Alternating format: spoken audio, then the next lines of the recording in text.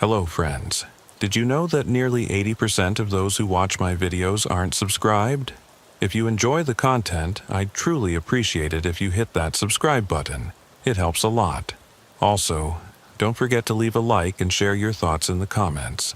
Your interaction not only supports the channel's growth, but also helps these stories reach more people. Thank you all for being here. By the way, where are you watching from? Let me know in the comments.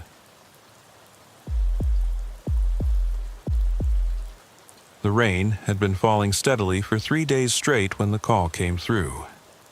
It was April in Oregon, and the constant drizzle had turned every back road into a muddy mess. I'd been a state trooper for 12 years by that point, and I thought I'd seen everything the job had to offer. But that Tuesday afternoon in 2019, sitting in my cruiser on Highway 26 just outside of Portland, I was about to learn how wrong I was. My name is Blake Morrison, and I've spent most of my career patrolling the rural stretches of Oregon's highways. The job usually involves traffic stops, accident responses, and the occasional domestic dispute call. Nothing that would keep you up at night. Nothing that would make you question whether you should have taken that desk job your wife keeps mentioning. The dispatcher's voice crackled through my radio at 3:47 p.m. Unit 47. We have a missing person report requiring immediate response. Possible welfare check needed. I picked up the handset. Unit 47 responding. What's the situation? Caller is reporting her sister hasn't been seen for 4 days. Family is at the residence now. They're requesting law enforcement presence before entering the property. The address was about 20 minutes from my position, a rural property off Cedar Creek Road. I'd driven past it countless times, but never had reason to stop. As I made my way there, the dispatcher provided more details. The missing woman was Amanda Reeves, 34 years old, lived alone after a recent divorce. Her sister had been trying to reach her since Friday with no response. When she drove by the house that morning, Amanda's car was in the driveway, but nobody answered the door. The rain intensified as I turned onto Cedar Creek Road. The windshield wipers struggled to keep up, creating brief moments of clarity before the glass blurred again. Something about the call felt off already. 4 days was a long time, but adults have the right to disappear if they want to. Still, the family's insistence on police presence before entering suggested they suspected something was wrong. The Reeves property sat at the end of a long gravel driveway, surrounded by dense Oregon forest. The house itself was modest, a single-story ranch style that had seen better days. The paint was peeling, and the gutters were overflowing with rainwater. Amanda's blue Honda Civic sat in the driveway, just as reported. 3 people stood on the covered porch, huddled together against the rain. As I parked and approached, I could see the family resemblance immediately. The woman in the middle, who I assumed was the sister who'd called, stepped forward. "Officer, thank God you're here. I'm Patricia, Amanda's sister. This is our brother Michael and Amanda's ex-husband Keith."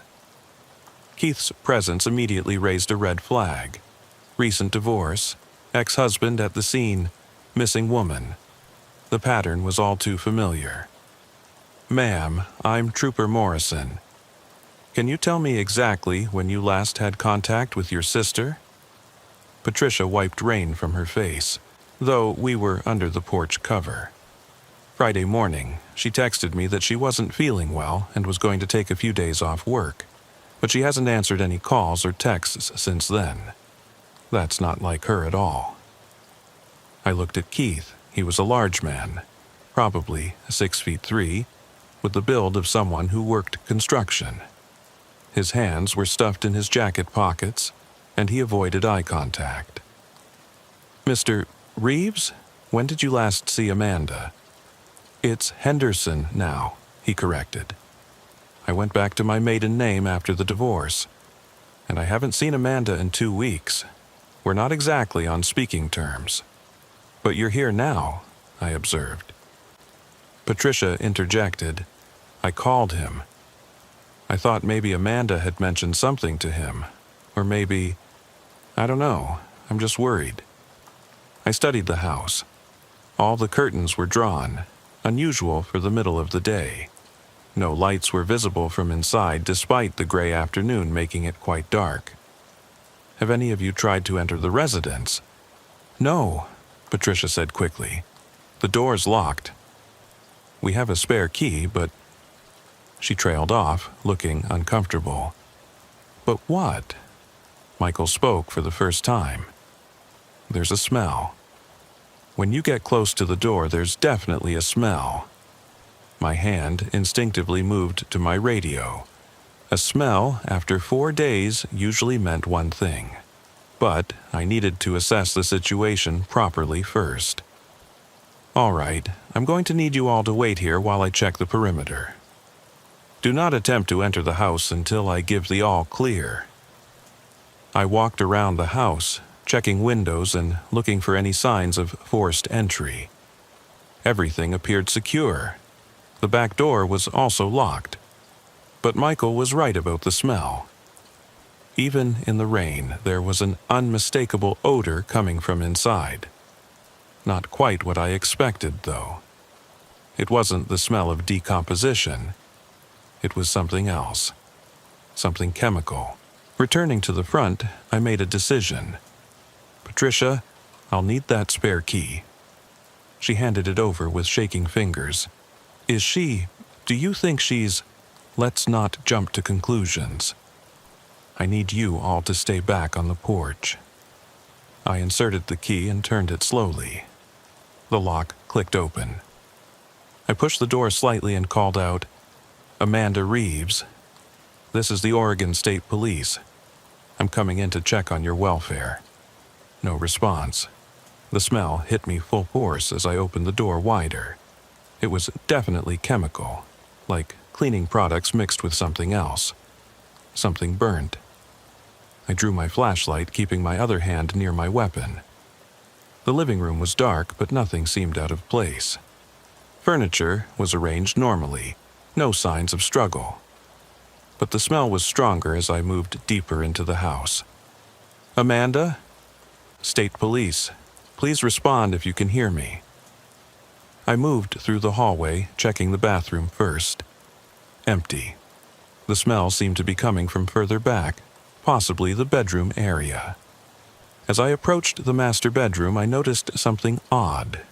Towels had been stuffed under the door, sealing the gap. My pulse quickened. This was deliberate. Someone had tried to contain something in that room. I pulled the towels away and tried the door handle, locked from the inside. Now I had a decision to make. This was looking more and more like a potential crime scene, but if Amanda was inside and needed medical attention, every second counted. Amanda, I'm going to enter the room. State Police. I stepped back and kicked hard near the lock. The door frame splintered but held. Another kick and it burst open. The scene inside stopped me cold. The room had been transformed into something I'd never seen before. Plastic sheets covered every surface, the walls, the floor, the ceiling. In the center of the room was a camping cot, and on it lay Amanda Reeves. She was unconscious but breathing, an IV drip attached to her arm, the bag hanging from a makeshift stand. But that wasn't the disturbing part. The walls beneath the plastic were covered in writing. Hundreds, maybe thousands of words, written in what looked like black marker. And sitting in a chair next to the cot, watching Amanda sleep, was an elderly woman I'd never seen before. She looked up at me with the calmest expression I'd ever seen. "Hello, officer. I've been expecting you."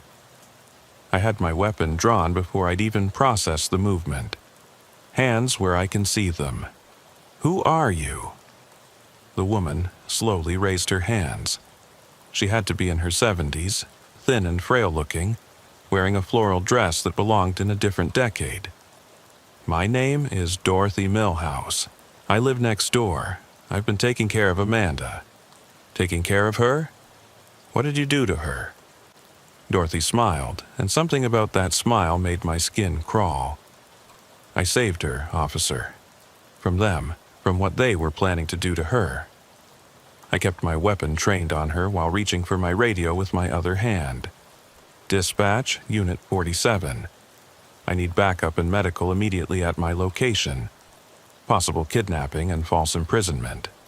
Patricia's voice carried from the front door. Officer? Is everything okay? Is Amanda? Stay back, I shouted. Then to Dorothy, on the ground now. Hands behind your back. Dorothy complied slowly, her movements deliberate and careful. As I cuffed her, she spoke quietly. You should read what's on the walls, officer. You should know what they were planning. What they've done before. I looked at the writing beneath the plastic. Names, dates, locations. It looked like some kind of timeline or list. But I had more pressing concerns. I checked Amanda's pulse. Steady but weak. The fourth bag was labeled with medical terminology I didn't recognize. Whatever Dorothy had been giving her, it had kept her unconscious for days. Backup arrived within minutes, followed closely by paramedics. As they worked on Amanda, carefully removing the IV and preparing her for transport, I stood in the doorway, trying to make sense of the scene. Detective Sarah Kim arrived about 20 minutes later. She took one look at the room and whistled low. What the hell happened here, Blake? I explained what I'd found. Dorothy's strange comments about them and what they were planning. Sarah studied the writing on the walls, taking photos. This is extensive. Some of these dates go back years, and these names... She paused, her expression changing. Blake, I recognize some of these names. These are missing persons cases. Cold cases from all over Oregon. The implication hung in the air between us. I looked back at the porch where Keith, Patricia, and Michael were being interviewed by other officers. They looked confused, scared, but also something else. Relief, or was I imagining it? Sarah, Dorothy said she was protecting Amanda from them. She was looking at the family when she said it. Sarah nodded slowly. We'll need to process everything, every word on these walls, and we'll need to interview everyone extensively. She paused, including Dorothy. Especially Dorothy. As the paramedics wheeled Amanda out on a stretcher, still unconscious, I noticed Keith watching intently. His expression was hard to read, but there was something in his eyes that made me uneasy. When he caught me looking, he quickly turned away. Dorothy was being led to a patrol car, but she stopped and looked directly at me. Check the basement at the old Franklin property, 1847 Franklin Road. You'll understand then. The officer escorting her urged her forward, but her words stuck with me. There was no fear in her eyes, no regret, just a strange sense of satisfaction, as if everything was going according to plan. I made a note of the address she'd mentioned. Something told me this was far from over. The rain continued to fall as we processed the scene, washing away any exterior evidence but unable to touch the disturbing tableau inside that plastic-covered room. Patricia approached me as I was heading back to my cruiser. Officer Morrison, is Amanda going to be okay? The paramedics think so, I replied, studying her face. But I have to ask, did Amanda mention anything to you recently about feeling threatened? Anyone she was afraid of?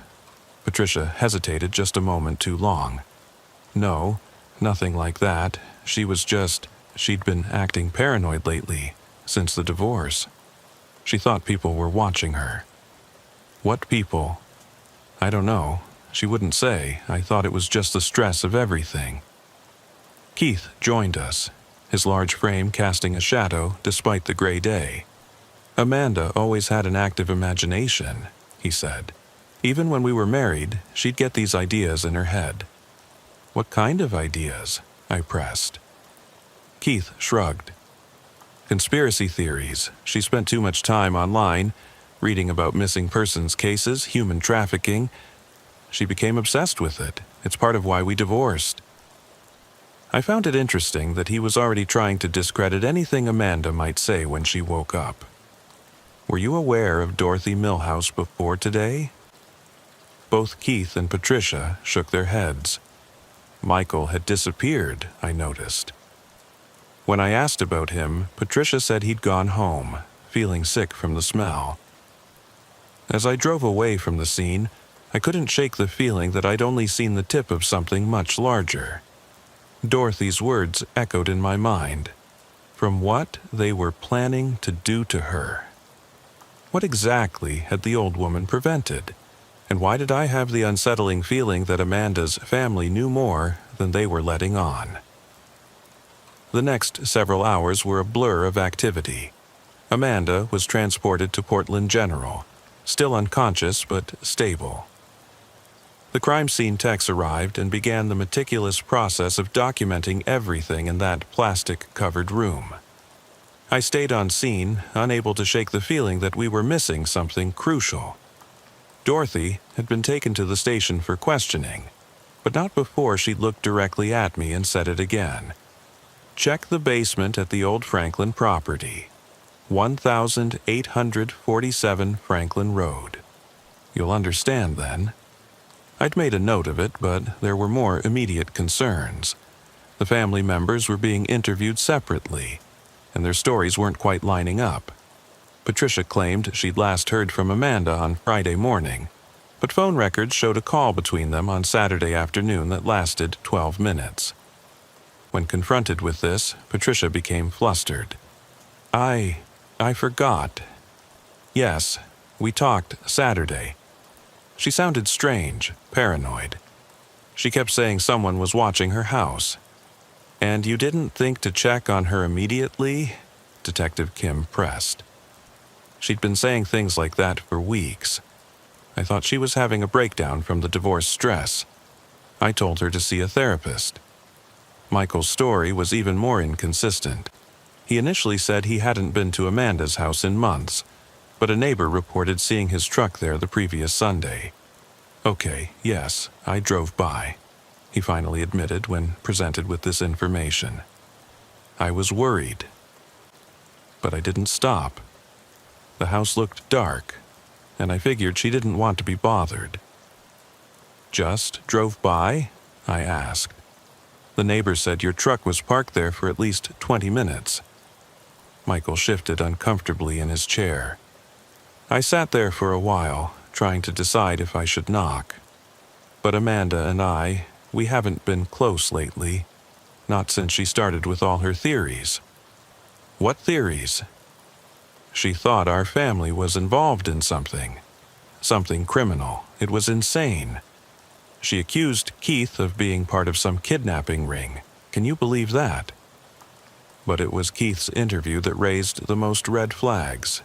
Detective Kim had taken the lead on his questioning, and I watched from behind the one-way mirror. Keith was nervous, sweating despite the cool temperature in the interview room. Mr. Henderson, you said you hadn't seen Amanda in 2 weeks, but we have a witness who saw you arguing with her in the Walmart parking lot last Wednesday. Keith's jaw clenched. That wasn't an argument. We just ran into each other. We talked for a few minutes. The witness described it as heated, said Amanda was crying. She was emotional. She'd been emotional since the divorce. Look, Amanda had problems, mental health issues. She was paranoid, delusional even. Delusional about what? Keith was quiet for a long moment. She thought I was involved in making people disappear. She actually believed I was part of some human trafficking operation. It was completely insane. And where did she get this idea? I don't know. The internet. She was always reading about missing persons cases, looking for patterns that weren't there. She needed help, but she refused to get it. Sarah and I exchanged glances through the mirror.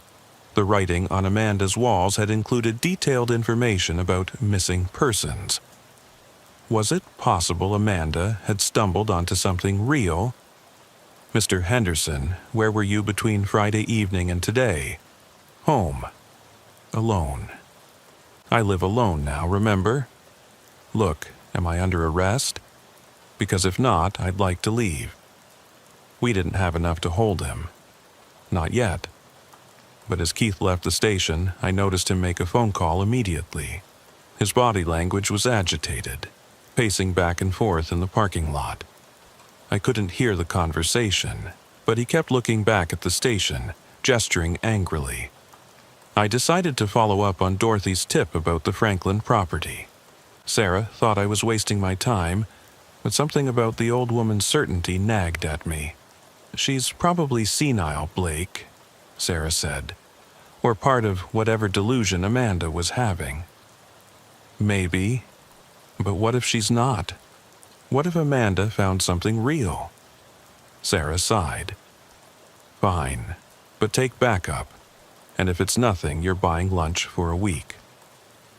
The Franklin property was about 5 miles from Amanda's house, deeper into the rural area.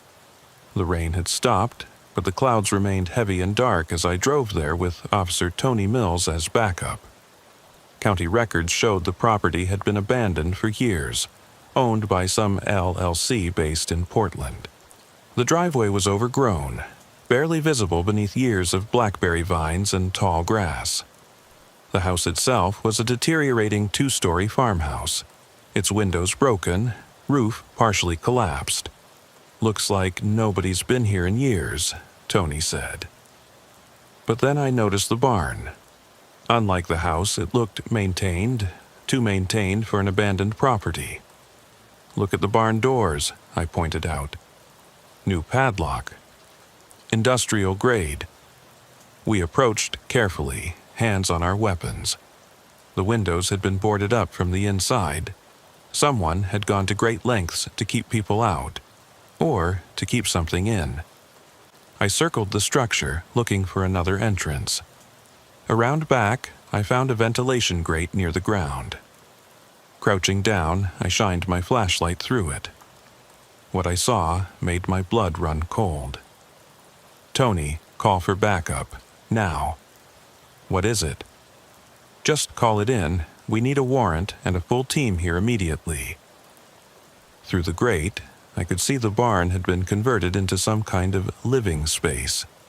There were mattresses on the floor, chains attached to the walls, and what looked like dried blood stains on the concrete. It appeared empty now, but recently used based on fresh food wrappers I could see. Within an hour, the property was swarming with law enforcement. The barn doors were cut open, and what we found inside confirmed my worst fears. It was a holding facility. 6 separate cells had been constructed inside the barn, each with chains, buckets, and mattresses. The smell was overwhelming. Human waste, fear, and something else. Desperation. Crime scene techs began processing immediately. In what appeared to be an office area, we found notebooks, receipts, and photographs. The photographs were the worst part. Young women, dozens of them, in various states of distress. Some I recognized from missing persons files. "Jesus Christ," Sarah whispered beside me. Amanda was right. She was actually right. One of the techs called us over. "You need to see this." He'd found a notebook with detailed records, dates, code names, and transactions. Someone had been keeping meticulous records of acquisitions and transfers. Some of the dates matched exactly with the timeline Dorothy had written on Amanda's walls. My phone rang. It was the hospital. Amanda was awake and asking for the officer who found her. She said she had information she would only share with me. I drove to Portland General with a heavy sense of dread.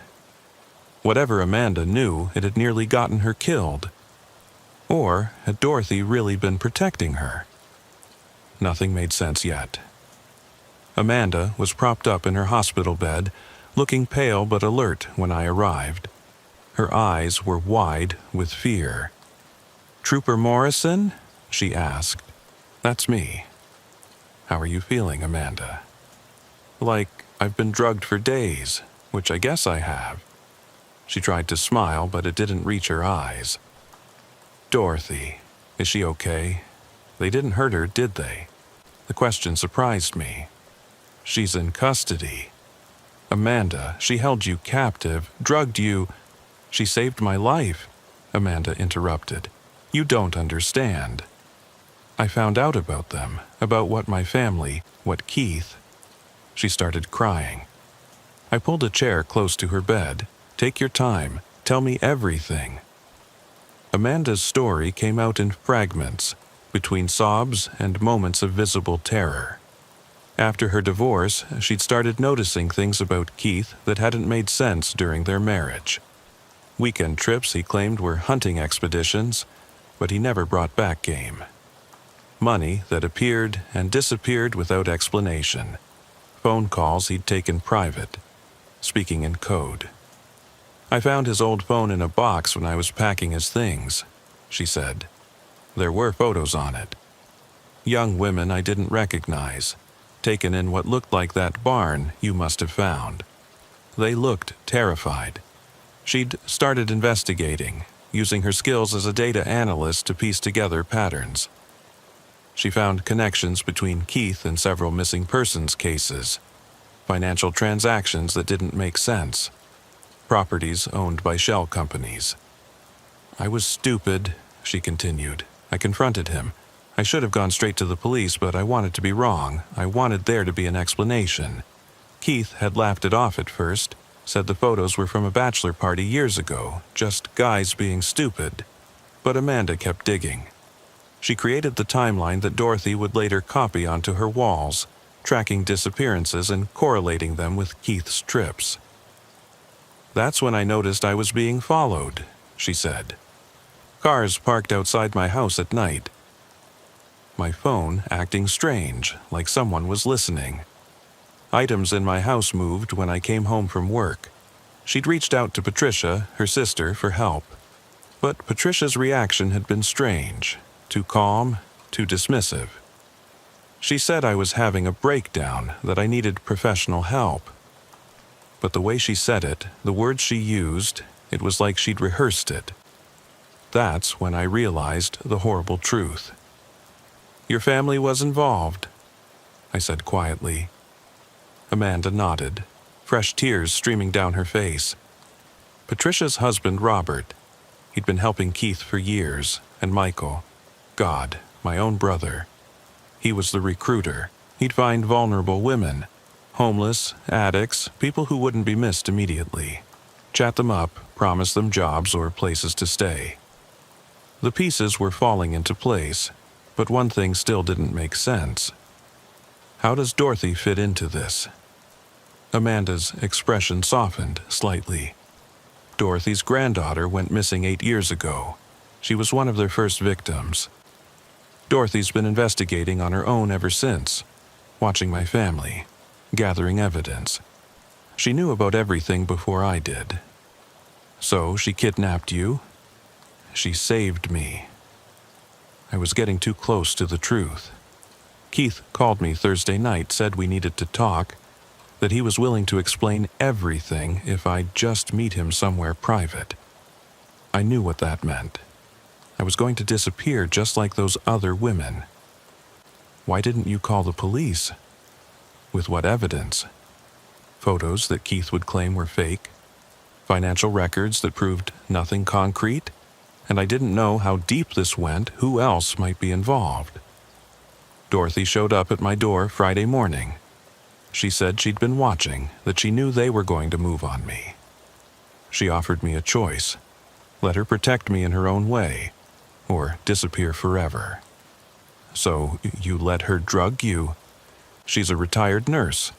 She said if I disappeared normally, they'd handle it internally, make sure no one ever found me. But if it looked like something bizarre had happened, if there was evidence everywhere, police would have to get involved. She was right. I thought about the scene at Amanda's house. The plastic sheets, the IV drip, the walls covered in writing. It had been theater designed to force a massive police response. Amanda, we found the barn. We know about the holding facility, but we need more. Who else is involved? Where are the other sites? She gripped my hand suddenly, her fear palpable. It's not just my family. They're small players in something much bigger. There's a network, Oregon, Washington, California. They take the women and ship them overseas, human trafficking on a massive scale. Who runs it? Who's in charge? I don't know names at that level. Keith would never tell me that much. But there are others involved. Business owners, people with money and connections. The barn is just one site. There are at least 3 others that I know of. She provided addresses, names of people she'd seen with Keith, partial license plates she'd memorized. Every detail went into my notebook. Amanda, we're going to need a formal statement. Everything you know. I'll tell you everything, but you have to promise me something. Dorothy, she's not a criminal, she's a hero. She lost her granddaughter and spent 8 years trying to save others. Promise me she won't be punished for saving my life. I couldn't make that promise, but I understood her point. Dorothy had orchestrated something incredible, turning herself into a criminal to expose real criminals. Before I left, Amanda grabbed my arm. They're not all caught yet. My family will run, they probably already have, and the people above them, they'll clean up loose ends. Anyone who can testify will be in danger, including you, especially me. I arranged for security on Amanda's hospital room, then headed back to the station. Sure enough, when units arrived at the homes of Keith Henderson, Patricia and Robert Williams, and Michael Reeves, they were all gone. Neighbors reported seeing them leave hurriedly that afternoon, around the time we'd discovered the barn. The FBI was called in given the interstate nature of the potential trafficking ring. Every law enforcement agency in the Pacific Northwest was put on alert. But Keith and the others had vanished. That evening, I sat in the interrogation room with Dorothy Milhouse. She'd waived her right to an attorney, saying she had nothing to hide. You knew what you were doing would get you arrested, I said. Of course. But it also saved Amanda and exposed them. Worth it. Tell me about your granddaughter. Dorothy's composure finally cracked slightly. Sarah, beautiful girl, just 19. She met a charming young man at a coffee shop. He promised her a modeling job in Seattle. She never made it to Seattle. How did you connect her disappearance to the Reeves family? I didn't at first. But I started watching, learning. I noticed patterns. Young women going missing, similar circumstances. I started following Michael Reeves after I saw him talking to a girl who disappeared 2 days later. That led me to Keith and eventually to the whole operation. Why didn't you go to the police? I did. 3 years ago. They said there wasn't enough evidence. So I kept watching, kept gathering information. When I realized Amanda was figuring it out too, and that they were going to kill her for it, I had to act. You risked everything. My granddaughter is dead, has been for years. But if I could save even one other girl from her fate, it would be worth any risk. The prosecutor reviewed Dorothy's case the next day. Given the circumstances and the evidence she'd helped uncover, charges were reduced to misdemeanors. No jury would convict a grandmother who'd exposed a trafficking ring while saving a life. The manhunt intensified over the next 48 hours. The FBI had taken over the case given its interstate nature, but I couldn't let it go. These people had operated in my jurisdiction for years, and I'd missed it. We'd all missed it. I spent hours reviewing the materials from the barn, trying to understand the scope of the operation. The notebooks contained coded references to at least 40 women over 8 years. Some had been reported missing. Others were transients or sex workers whose disappearances went unnoticed. Then, on Thursday morning, we got a break. A gas station owner in Bend called in a suspicious vehicle. Keith's truck, paying with cash. The driver wearing a baseball cap and keeping his head down. By the time units arrived, he was gone, but we had direction of travel. The FBI set up roadblocks on all major routes out of Bend. It was Patricia they caught first, trying to cross into California in a car she'd bought with cash that morning. She was alone, terrified, and immediately asked for a lawyer. Her husband, Robert, was picked up 2 hours later at a motel in Eugene. He'd been less careful using a credit card. When they breached his room, he was destroying documents, burning papers in the bathroom sink. But Keith and Michael remained at large. I was at the station when the call came in that would change everything. It was from a payphone in Portland, the voice disguised, but clearly under stress. "Trooper Morrison? I know you're looking for Keith Henderson and Michael Reeves. Who is this? That doesn't matter. What matters is that they're planning to leave the country tonight. Port of Portland, Warehouse 47, midnight. They're meeting their contact to get new identities and passage on a cargo ship. How do you know this?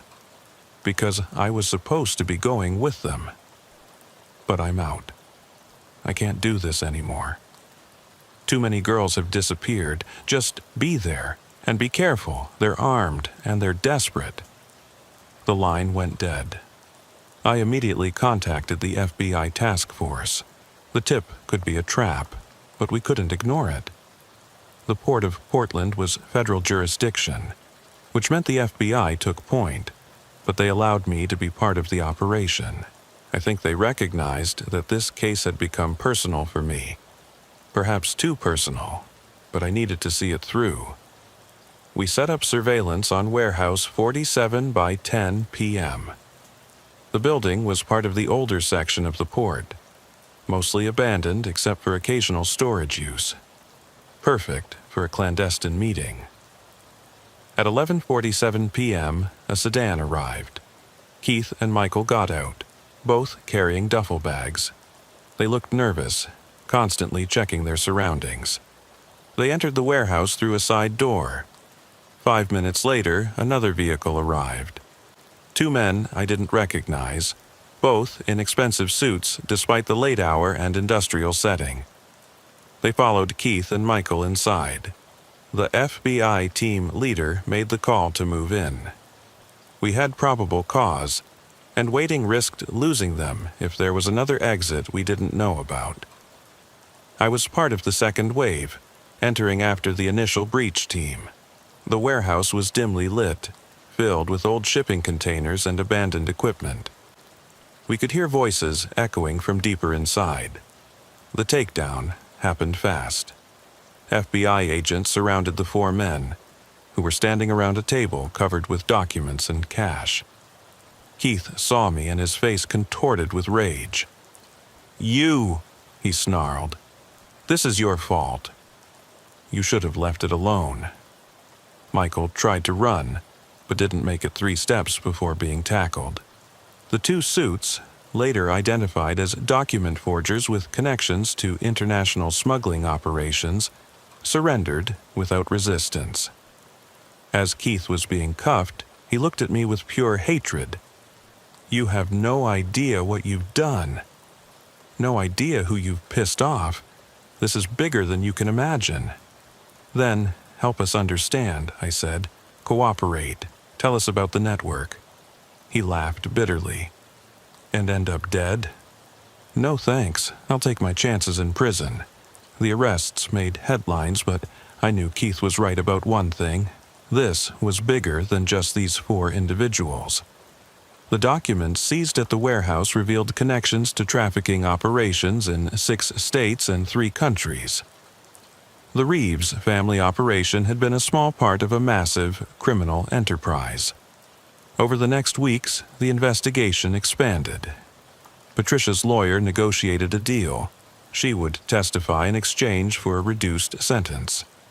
Her information led to 12 more arrests across the Pacific Northwest. Robert Williams broke after 3 days in federal custody. He provided detailed information about the operation's structure, the routes used to move victims, and the offshore accounts used to launder money. His cooperation led to the discovery of 2 more holding facilities, though both had been abandoned and cleaned before we got there. Michael Reeves refused to cooperate at all. He maintained his innocence despite overwhelming evidence, claiming he was being framed by his vindictive sister. Keith Henderson was the interesting one. He didn't deny his involvement, but he also wouldn't provide any information about the larger network. He seemed genuinely frightened of someone or something. 3 weeks after the arrests, I was called to the Federal Detention Center. Keith had asked to speak with me specifically. I found him in an interview room, looking haggard. He'd lost weight, and there were dark circles under his eyes. "Trooper Morrison," he said, "I need to make a deal." "That's not up to me." "Talk to the federal prosecutor." "No, you don't understand. I need protection, real protection. Witness protection program level." "From whom?" He leaned forward, lowering his voice. "There are people involved in this that you haven't even imagined. People with real power. They're going to clean house, eliminate anyone who can testify against them. Give us names." "Not until I have a signed deal guaranteeing my safety. But I'll give you this for free. Watch your back." "And Amanda's. We were supposed to grab her and deliver her to them as proof we could handle problems. When that failed, when Dorothy interfered, let's just say they're not happy." "Are you threatening her?" "I'm warning you. I'm locked up, my operation is done, but theirs isn't. Amanda knows too much, and now so do you." I left the detention center deeply unsettled. That night, I called Amanda to check on her. She'd been released from the hospital and was staying with a friend in Washington. Location undisclosed for her safety. "Blake?" she answered, recognizing my number. "Is everything okay?" "I spoke with Keith today. He implied you might still be in danger." There was a long pause. "I know, I've been getting calls. No one speaks, but I know it's them. And yesterday, someone left a rose on my friend's doorstep, a black rose. You need to contact the FBI immediately. I have. They say without a direct threat, there's nothing they can do. But Blake, I'm scared. I made a decision that probably violated several protocols. Pack your things. I'm coming to get you." I drove to Washington that night, met Amanda at her friend's house, and brought her back to Oregon, to a safe house that only a few trusted officers knew about. It was off the books, but I couldn't shake Keith's warning. Dorothy, meanwhile, had become something of a folk hero. The media had picked up her story. The grandmother who'd spent 8 years hunting the traffickers who'd taken her granddaughter. She refused all interview requests, saying she'd only wanted justice, not fame.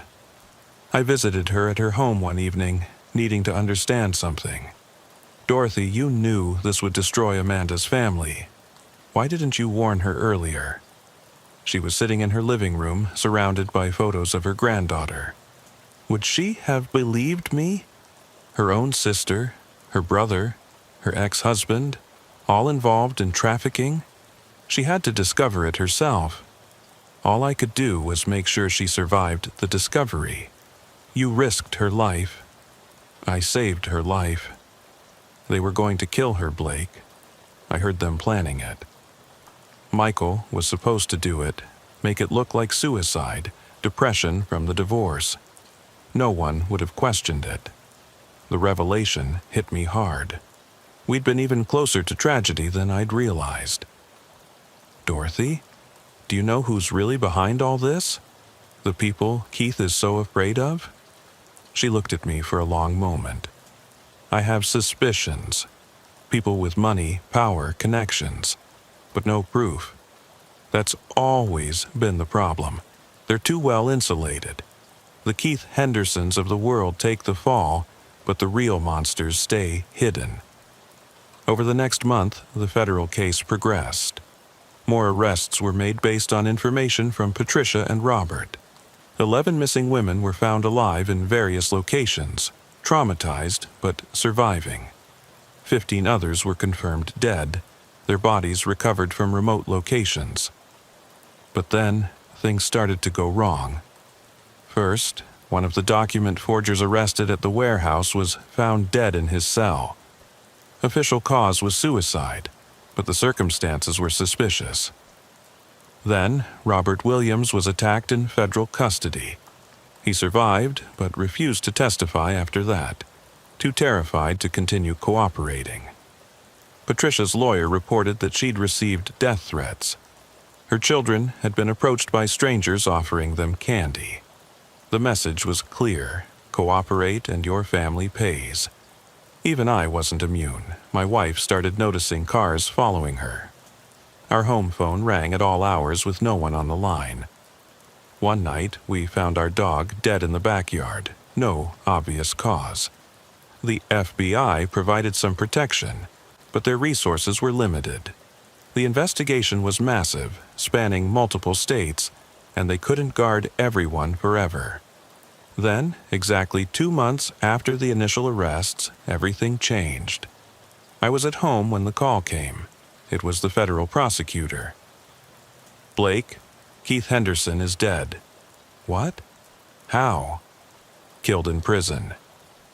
"It's being investigated, but initial reports suggest another inmate did it. A lifer with no known connection to the case." "That's not possible. He was in protective custody. Someone got to him anyway." "And Blake, there's more. Michael Reeves was found dead in his cell an hour ago. Same situation, different prison, different killer, but same result." The implications were clear. Someone was cleaning house, eliminating witnesses. The network was protecting itself. "What about Patricia and Robert?" "They're being moved to federal witness protection immediately. But Blake, I need to ask, where's Amanda?" I hesitated. "She's safe." "Blake, if you know where she is, she needs to be in official protection. These people, whoever they are, they're not playing games." That night, I moved Amanda again. This time to a cabin owned by a retired cop friend who owed me a favor. It was completely off the grid, no paper trail connecting it to me or anyone in law enforcement.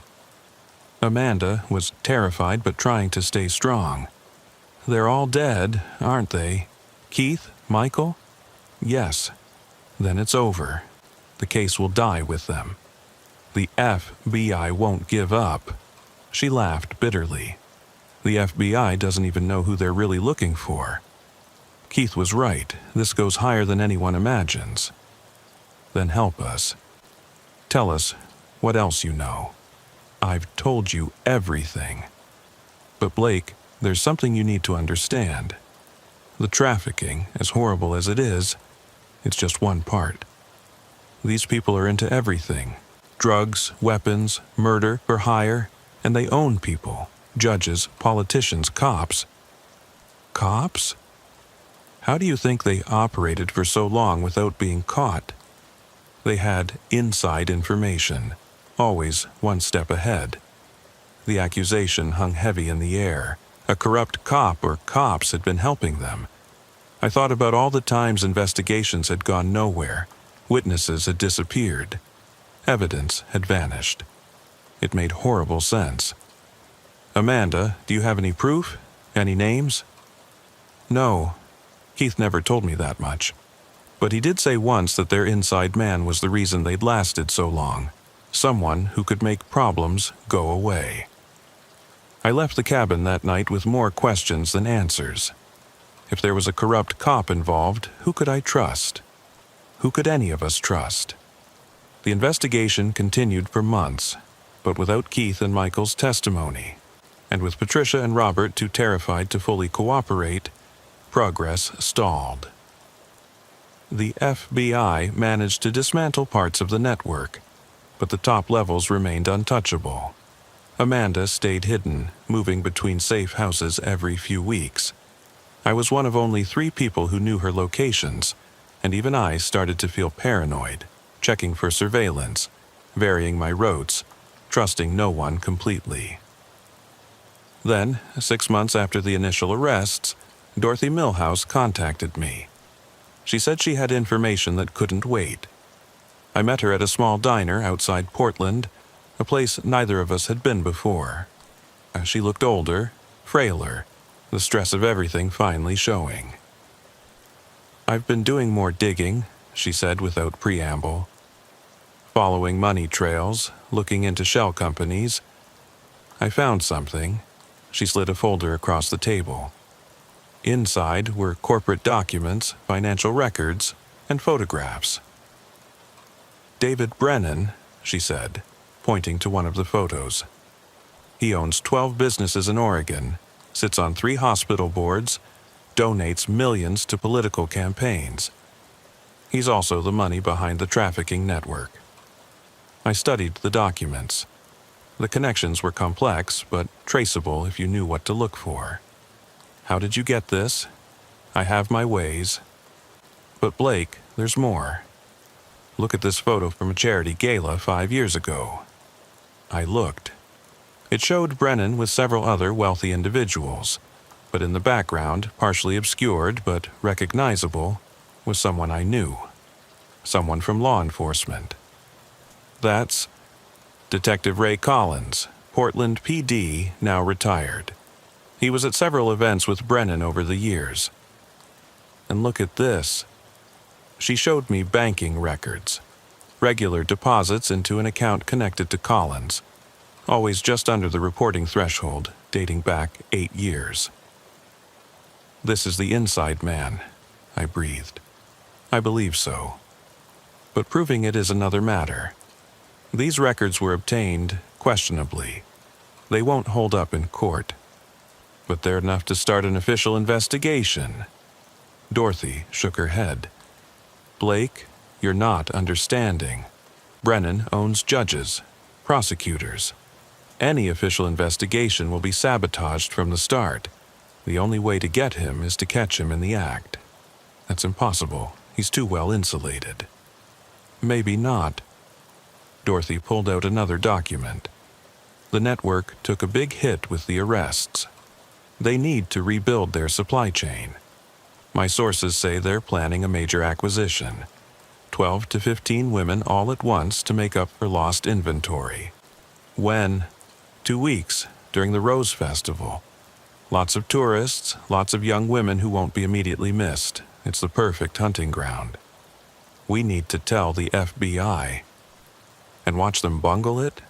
Or worse, have Collins or someone else tip off Brennan? Dorothy fixed me with an intense stare. "Blake, this might be our only chance to expose them all."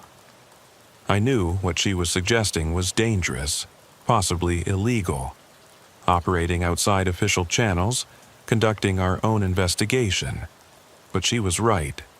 If there were more corrupt cops, going through proper channels would only alert the network. "What do you propose?" "We watch. We document. We get irrefutable evidence. Then we go public, to the media and the FBI simultaneously. Make it impossible to cover up." I thought about Amanda, still in hiding. About the 40 women who'd been trafficked over the years. About Dorothy's granddaughter who never came home. "All right, but we do this carefully, no heroics." Dorothy smiled grimly. "I'm 73 years old, Blake. Heroics are beyond me. But justice isn't." Over the next 2 weeks we prepared. I recruited 2 officers I trusted absolutely. Men who'd been with me for years, and had no connection to the Portland PD or Detective Collins. We set up surveillance on locations the network had used before, monitoring for suspicious activity. Amanda wanted to help, but I refused to let her leave the safe house. She was still the only living witness who could testify to Keith's direct involvement, and I couldn't risk her safety. The Rose Festival began, and Portland filled with tourists.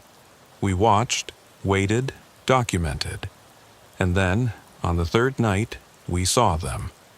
Michael had been the recruiter before, but with him dead, they'd brought in someone new. A woman this time, attractive, well-dressed, approaching young women at bars and clubs. She was good, choosing targets carefully. Women who were alone, perhaps a little drunk, definitely vulnerable. We followed her to a parking garage where she met with two men. They had a van, nondescript, the kind that wouldn't draw attention. Over the course of the night, they collected 4 women, all seemingly willing to go with them, probably promised after-parties or exclusive events. I wanted to intervene immediately, but Dorothy was right. We needed to follow this to the source. So we tracked the van, staying far enough back to avoid detection.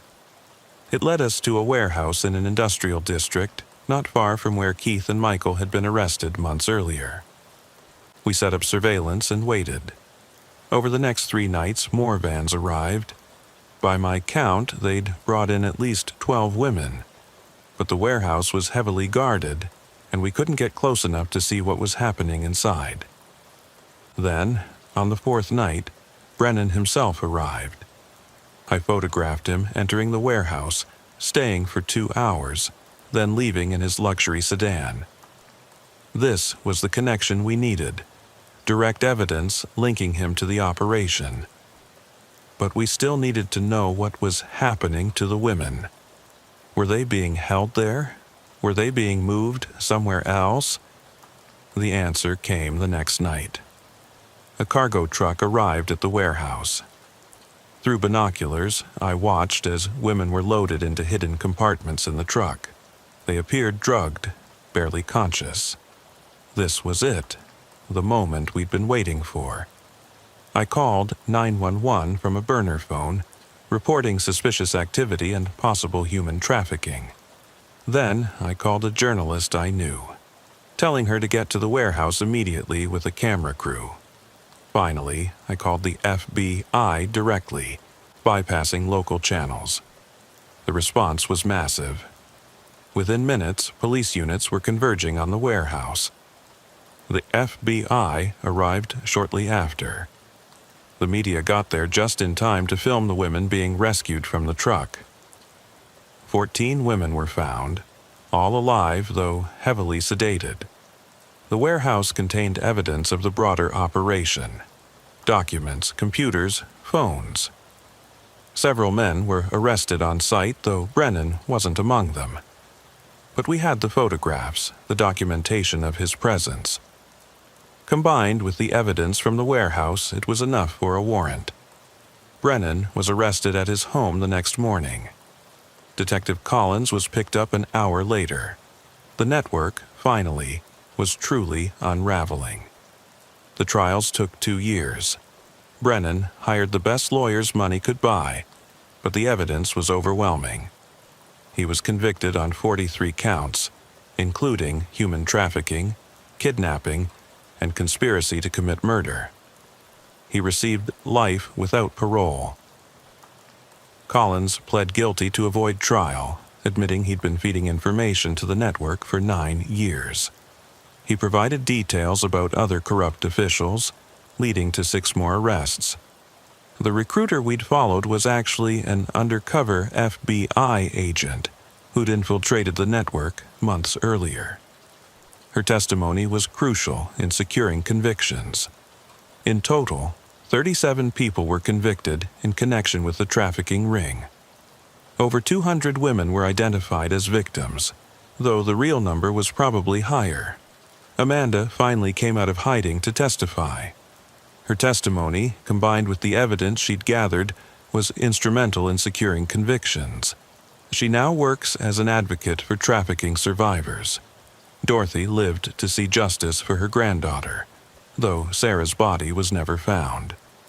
Dorothy passed away peacefully 6 months after the trials ended, finally at peace. As for me, I couldn't go back to regular patrol after everything that happened. I now work with a federal task force focused on human trafficking. The work is hard, often heartbreaking, but necessary. Sometimes I think about that afternoon in the rain, walking into Amanda's house, finding Dorothy sitting calmly beside that hospital bed. If she hadn't acted, if she hadn't forced our involvement, the network might still be operating. Keith had been right about one thing. It was bigger than we'd imagined. But he'd been wrong about something else. It wasn't too big to stop. It just took the right combination of courage, determination, and a grandmother's love for her lost granddaughter. The complete truth never made it to the public. The full extent of the corruption, the number of victims, the involvement of prominent citizens, some details were kept classified to protect ongoing investigations and victim identities. But the important truth got out. Predators were stopped, women were saved, and justice, however imperfect, was served. I still get calls sometimes, tips about suspicious activity, pleas for help from families with missing loved ones. I investigate every one, because I learned something from Dorothy Milhouse. Sometimes the system fails, but that doesn't mean we stop fighting. We just find another way. I keep a photo on my desk now, one Dorothy gave me before she died. It's of her granddaughter Sarah, smiling at the camera, full of life and possibility. A reminder of why we do this work, and of the cost when we fail. The Reeves trafficking case officially closed 3 years after that rainy afternoon in Oregon. But for those of us who lived through it, who saw the darkness that can hide in ordinary places, it never really ends. We remain vigilant, watching for signs, ready to act. Because somewhere out there, another Dorothy is searching for answers. Another Amanda is uncovering terrible truths. And another network is operating in the shadows, believing they're untouchable, they're wrong. We proved that in Oregon, and we'll prove it again, as many times as necessary. That's the thing about evil. It thinks it can hide forever. But sometimes all it takes is one person refusing to give up, one unexpected discovery, one moment of courage to bring it all crashing down. The rain has stopped now in Oregon, at least for today, but I know it'll return, as it always does. And when it does, I'll be ready, watching the back roads and hidden places where predators think they're safe. The heat was unbearable that July afternoon in 2021. Nebraska summers are brutal, the kind of heat that makes the asphalt shimmer like water and turns even the calmest person into a powder keg waiting for a spark. I'd been patrolling Interstate 80 between Lincoln and Grand Island for 7 years, and I'd learned that summer brought out the worst in drivers. Something about being trapped in a metal box on burning asphalt while the temperature pushed past 105 degrees made people lose their minds. My name is Shane Cooper, Badge 4827, Nebraska State Patrol. That Tuesday started like any other summer shift. Responding to overheated vehicles, a couple of speeding tickets, the usual. I was parked at mile marker 342, watching for speeders and enjoying my air conditioning when the call came through that would change everything. Unit 23, we have reports of aggressive driving, possible road rage incident in progress. Eastbound I-80 near mile marker 338. I picked up my radio. Unit 23 responding. Vehicle description: Black Ford F-150, newer model, Nebraska plates. Driver reportedly brake-checking other vehicles and attempting to run cars off the road. We've had 3 calls in the last 5 minutes. I was 4 miles from the location. 10-4, dispatch, en route. Send backup to my 20. Copy that, Unit 23. Unit 15 is approximately 10 minutes out. 10 minutes. A lot could happen in 10 minutes when someone was in full road rage mode. I'd seen it before, normally rational people becoming homicidal maniacs over a perceived slight on the highway. Someone doesn't signal, someone merges too close. Someone goes too slow in the passing lane and suddenly you've got attempted murder at 70 miles per hour. I hit my lights and sirens, pushing my cruiser up to 90. The interstate was relatively clear for a Tuesday afternoon, mostly truckers and a few families probably heading to Colorado to escape the Nebraska heat. As I approached mile marker 338, I could see the situation ahead. The black F-150 was right on the bumper of a silver Honda Accord, swerving left and right, trying to intimidate the driver. The Honda was desperately trying to get away, but every time it changed lanes, the truck followed. Other vehicles were pulling onto the shoulder to avoid the confrontation. Through the Honda's rear window, I could see the driver, a young woman, probably mid-20s, absolutely terrified. She was white-knuckling the steering wheel, constantly checking her mirrors. The truck would back off a few feet, then accelerate aggressively, closing to within inches of her bumper. Classic intimidation tactics. Dispatch, I have visual on the incident. Black Ford F-150, Nebraska plates, Victor 247 Alpha November. Vehicle is actively pursuing and endangering a silver Honda Accord. Requesting immediate backup. Copy Unit 23. Unit 15 is now 7 minutes out. Unit 12 is coming from the west. ETA 12 minutes. I needed to intervene now. The truck driver was escalating, getting more aggressive with each passing second. I pulled alongside the F-150, sirens blaring, and got my first good look at the driver. White male, probably mid-40s, heavy-set, with a face twisted in absolute rage. His mouth was moving, screaming something I couldn't hear over the sirens. When he saw me, instead of backing off like most people would, he jerked his wheel toward my cruiser, forcing me to brake hard to avoid a collision. The Honda driver saw her chance and accelerated, taking the next exit, Highway 34 toward Pleasant Dale. Smart move, getting off the interstate. But the F-150 wasn't done. The driver cut across 2 lanes of traffic, nearly causing a semi to jackknife, and followed the Honda off the exit.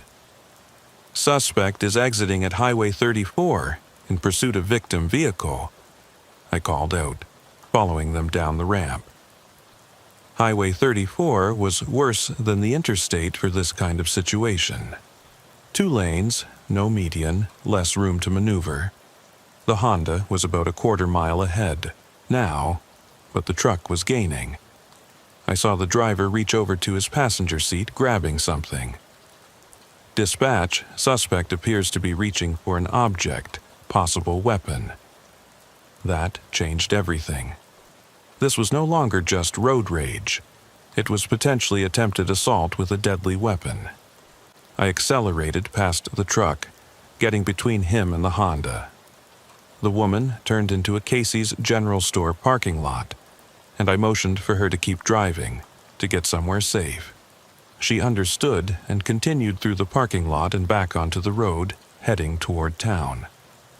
The truck tried to go around me, but I blocked him.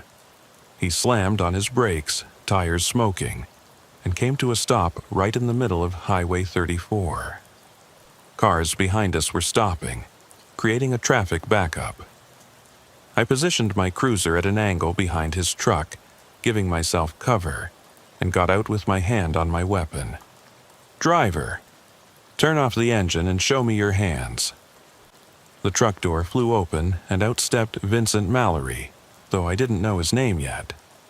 He was bigger than he'd looked in the truck, probably 6 feet 3 inches, 280 pounds, wearing jeans and a sweat-soaked t-shirt. His face was red, veins bulging in his neck, fists clenched. "That bitch tried to kill me," he screamed. "She cut me off." nearly sent me into the ditch. "Sir, I need you to calm down and return to your vehicle." "Calm down? Calm down? She's the one who should be arrested. Where is she? Where'd that bitch go?" He took a step toward me. Even from 10 feet away, I could smell the alcohol on him. Day drinking in this heat was asking for trouble. "Sir, stop right there. Have you been drinking?" "What I've been doing is none of your goddamn business. I'm the victim here." "Sir, I need you to stop moving. Turn around and place your hands on your vehicle." "Or what?" "You'll shoot me." "For what? Being upset, that bitch." "Turn around and place your hands on the vehicle. Now." For a moment I thought he might comply. He started to turn, then suddenly charged at me. 280 pounds of drunken rage coming at full speed. I'd been through defensive tactics training, but nothing really prepares you for that much mass and fury. I sidestepped at the last second, and Vincent crashed into my cruiser, denting the quarter panel. I grabbed his arm, trying to get control, but he spun and caught me with an elbow to the ribs. The air went out of my lungs, and I staggered back. He came at me again, swinging wildly. I ducked under a haymaker and managed to get my pepper spray out, giving him a full dose in the face. He screamed, hands going to his eyes, and I was able to get him on the ground and cuffed. Unit 23, one in custody. Need medical for pepper spray exposure.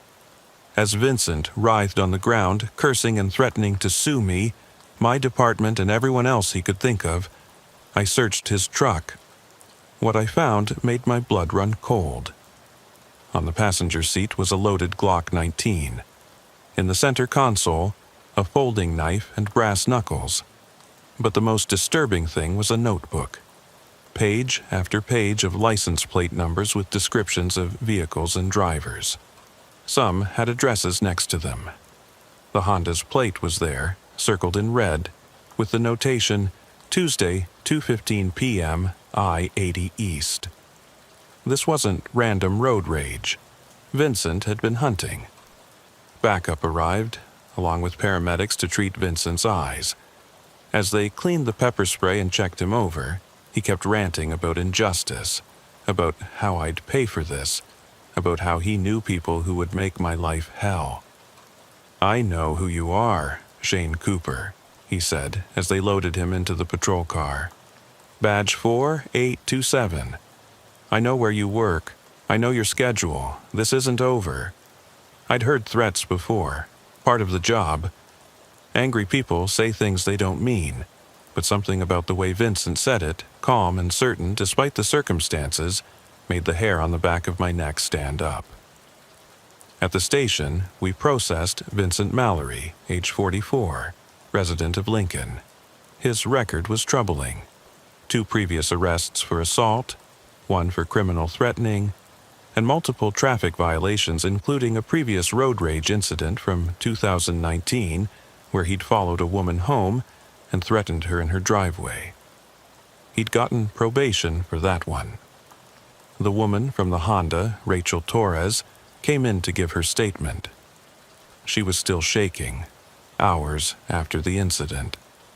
"I was just driving," she said. "Maybe I merged a little close to him. I don't know. It was busy. Everyone was merging. Then suddenly he was on my bumper, honking, flashing his lights. When I changed lanes to let him pass, he changed lanes too. That's when I knew he wasn't trying to pass. He was coming after me." "Had you ever seen him before?" "Never. I don't even remember merging in front of him. It happened so fast. But he just exploded. He was trying to ram me, Officer Cooper. If I hadn't gotten off the interstate when I did, she didn't need to finish. We both knew what could have happened. Vincent was charged with DUI, assault on a peace officer, terroristic threats, possession of a weapon while intoxicated, and stalking. With his record, he was looking at serious time. The prosecutor, Janet Williams, was confident. "This guy's a menace," she told me. With the notebook showing premeditation and his previous incidents, we can put him away for at least 5 years, maybe more. But Vincent's family had money. His brother owned several construction companies in Omaha. They posted his $50,000 bail like it was nothing, and Vincent was out within 48 hours. That's when things got really bad. The first sign was the phone calls. My wife Sarah started getting hang-ups at home. 3 or 4 a day, always from different numbers.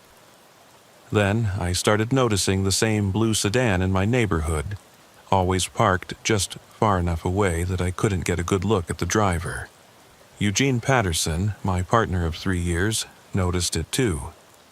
"Shane, that car's been behind us for the last 10 miles, he said one day as we patrolled. "Every turn we make, it makes. Could be coincidence. Could be. But after what happened with Vincent..." Eugene was right to be concerned. Vincent wasn't the type to let things go. His notebook showed he'd been tracking people who'd wronged him for years, and now I was at the top of his list. I talked to Captain Jessica Barnes about it.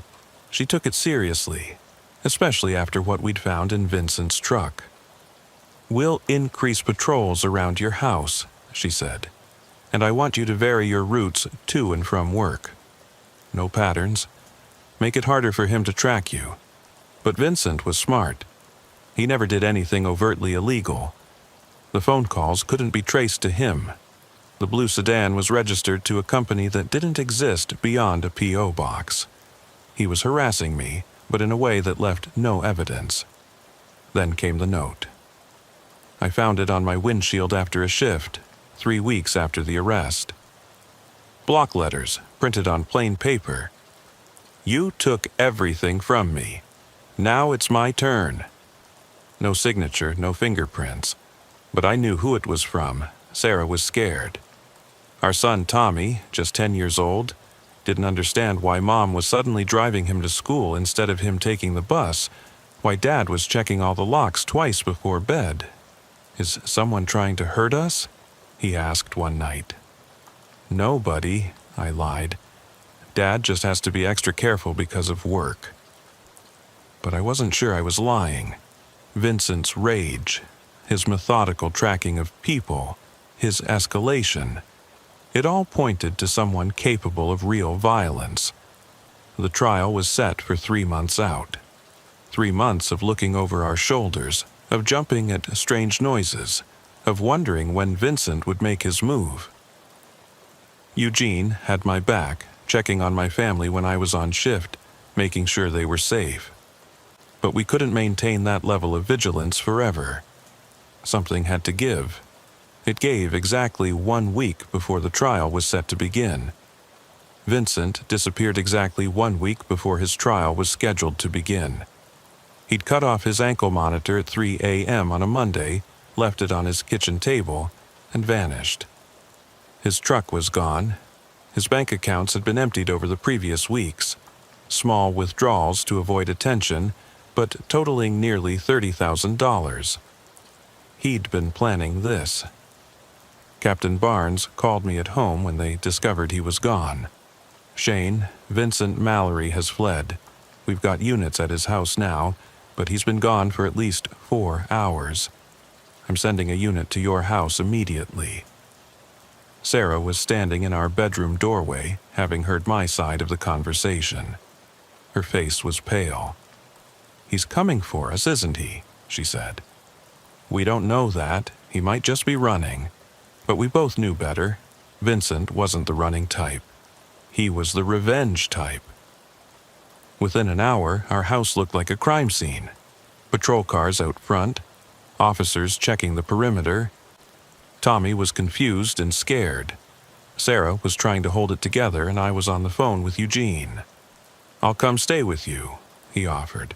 "Extra protection." "No, we're going to a hotel. Somewhere random. Make it harder for him to find us." But even as I said it, I wondered if anywhere was safe. Vincent had shown he could track people, follow them, learn their patterns, and he'd had 3 months to learn mine. We packed quickly, just essentials. As we were loading the car, my neighbor, Mrs. Patterson, came over. "Officer Cooper, is everything all right?" All these police cars. "Just a precaution, Mrs. Patterson. We'll be gone for a few days." She looked worried. "This is about that man from the news, isn't it?" The road rage one question mark word had gotten out about Vincent's arrest, his threats against me.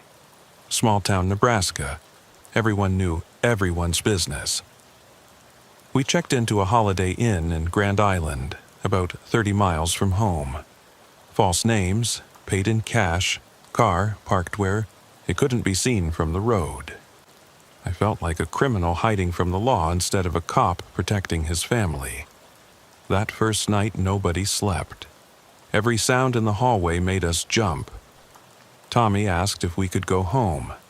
Sarah held him and told him it was an adventure, like camping. But her eyes met mine over his head, and I saw the fear there. The next morning, Eugene called with an update. "They found his truck," he said. "Abandoned at a rest stop off I-29 near the Iowa border. He could be anywhere by now."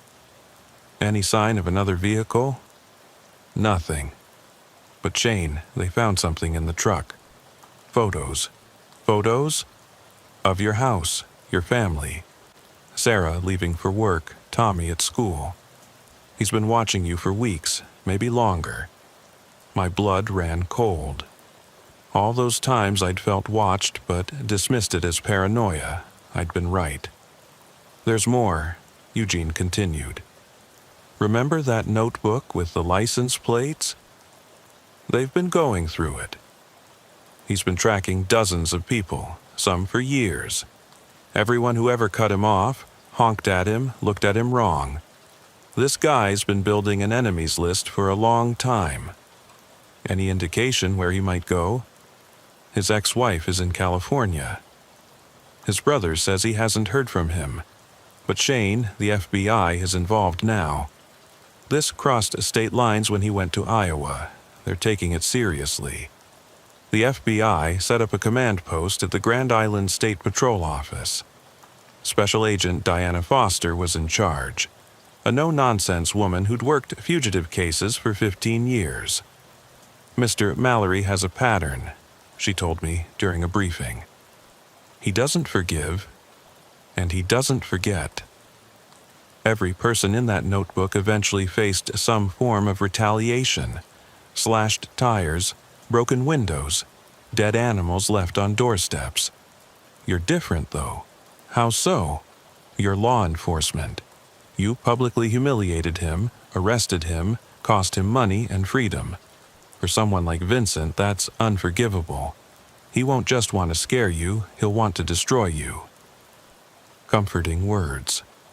We moved hotels every 2 days, never staying in the same town twice. Sarah took leave from her job as a nurse. Tommy was pulled from school. Our entire life was on hold because of one man's rage. Then, on day 5 of the manhunt, Rachel Torres called me. "Officer Cooper, I just got a call from Vincent." "When?" "What did he say?" 10 minutes ago. He said this was all my fault, that if I hadn't been such a bad driver, none of this would have happened. He said you and I ruined his life and we were going to pay. Did he say where he was? No, but there was noise in the background. Like machinery. Maybe construction equipment. Vincent's brother owned construction companies. We'd checked all the official sites, but there were probably dozens of job sites. Some remote, some after hours. Agent Foster mobilized teams to check every construction site associated with Vincent's brother. It was a long shot, but it was something. That night, as we lay in another anonymous hotel room, Sarah finally broke down. "I can't do this anymore, Shane. Living in fear, running, hiding, this isn't a life. I know, I'm sorry, this is my fault. No, it's his fault. But Shane, what if he never gets caught? What if this is our life now? I didn't have an answer. Some fugitives were never found. Some spent years hiding, waiting for the perfect moment to strike. Could we live like this for years? The answer came the next morning. Eugene called at 6 a.m. Shane, they found Vincent, or rather, he found them. What do you mean? He walked into the State Patrol office in Lincoln 20 minutes ago. Said he wanted to turn himself in, but only to you. It had to be a trap. But what choice did I have? I drove to Lincoln with a full escort, 2 FBI vehicles and 3 State Patrol units. Sarah begged me not to go, but I had to face him. This had to end. Vincent was in an interrogation room, cuffed to the table, looking haggard. He'd lost weight in the week he'd been gone, hadn't shaved, clothes dirty, but his eyes were still full of that rage. Agent Foster and Captain Barnes wanted to be in the room, but Vincent had been clear, just me, or he wouldn't talk. I sat across from him, trying to project calm I didn't feel. "Hello, Vincent." "Shane, you look tired. Haven't been sleeping well?" "Where have you been, Vincent?" He smiled. "Around, watching, learning. You know, you should really be more careful about your daily routines. Even when you're trying to be random, patterns emerge. You've been following us? Not following. Anticipating. I know you, Shane. I've studied you. I know how you think, how you react. I knew you'd move hotels every few days. I knew you'd pick chain hotels over local ones. I knew you'd keep your family together instead of separating them." The implication was clear. He'd known where we were the whole time. Why turn yourself in? Because I realized something. Killing you would be too easy, too quick. You'd be dead, but you wouldn't suffer. Your family would mourn and move on. That's not justice. Then what is? This. You spending the rest of your life looking over your shoulder, wondering when I'll get out, when I'll come for you. Because I will get out, Shane. Good behavior, appeals, technicalities. The system you serve is full of holes. And when I do get out, maybe it'll be 5 years, maybe 10, maybe 20, but I'll remember, and I'll find you. Is that a threat? It's a promise. You took everything from me because of a momentary loss of temper. So, I'm going to take your peace of mind forever. Every time you hear a car backfire, you'll think it's me. Every time a car follows you for more than a few blocks, you'll wonder. Every time your son doesn't answer his phone immediately, you'll panic. That's my revenge, Shane, not your death, your fear. He was right, and we both knew it. Even locked up, he'd already won. I'd never feel completely safe again. Why the road rage, Vincent? Why track all those people? For the first time, his expression softened slightly. You ever feel powerless, Shane? Like the whole world is against you, and there's nothing you can do about it? Sometimes. That's how I feel every day. My business failed, my wife left me, I can't see my kids, and every day people disrespect me. Cut me off, don't signal, go too slow. Each one is a reminder that I don't matter, that no one cares about me or my time or my feelings. So, you make them care. Exactly. For a few minutes, I matter. They see me, fear me, respect me. For those few minutes, I have power. But it's not real power, Vincent, it's just fear. Sometimes they're the same thing. We sat in silence for a moment. Then Vincent leaned forward as much as his cuffs would allow. I want you to know something, Shane. Rachel Torres? She really did cut me off, dangerously close. If I hadn't braked, we would have crashed. That doesn't justify. I know, I'm not justifying, I'm explaining. She never even knew she did it. Never looked, never signaled, just merged, like I wasn't even there, like I didn't exist. Do you know what that feels like? To be so insignificant that someone can almost kill you and not even notice. So, you tried to kill her? I wanted her to see me. To know I existed. To understand that her actions have consequences. Vincent, your actions have consequences too. You're going to prison. I know. But Shane, so are you. A prison of fear, of constantly looking over your shoulder. The only difference is, I'll eventually get out of mine. The trial proceeded without Vincent fleeing again. He pled guilty to some charges, fought others.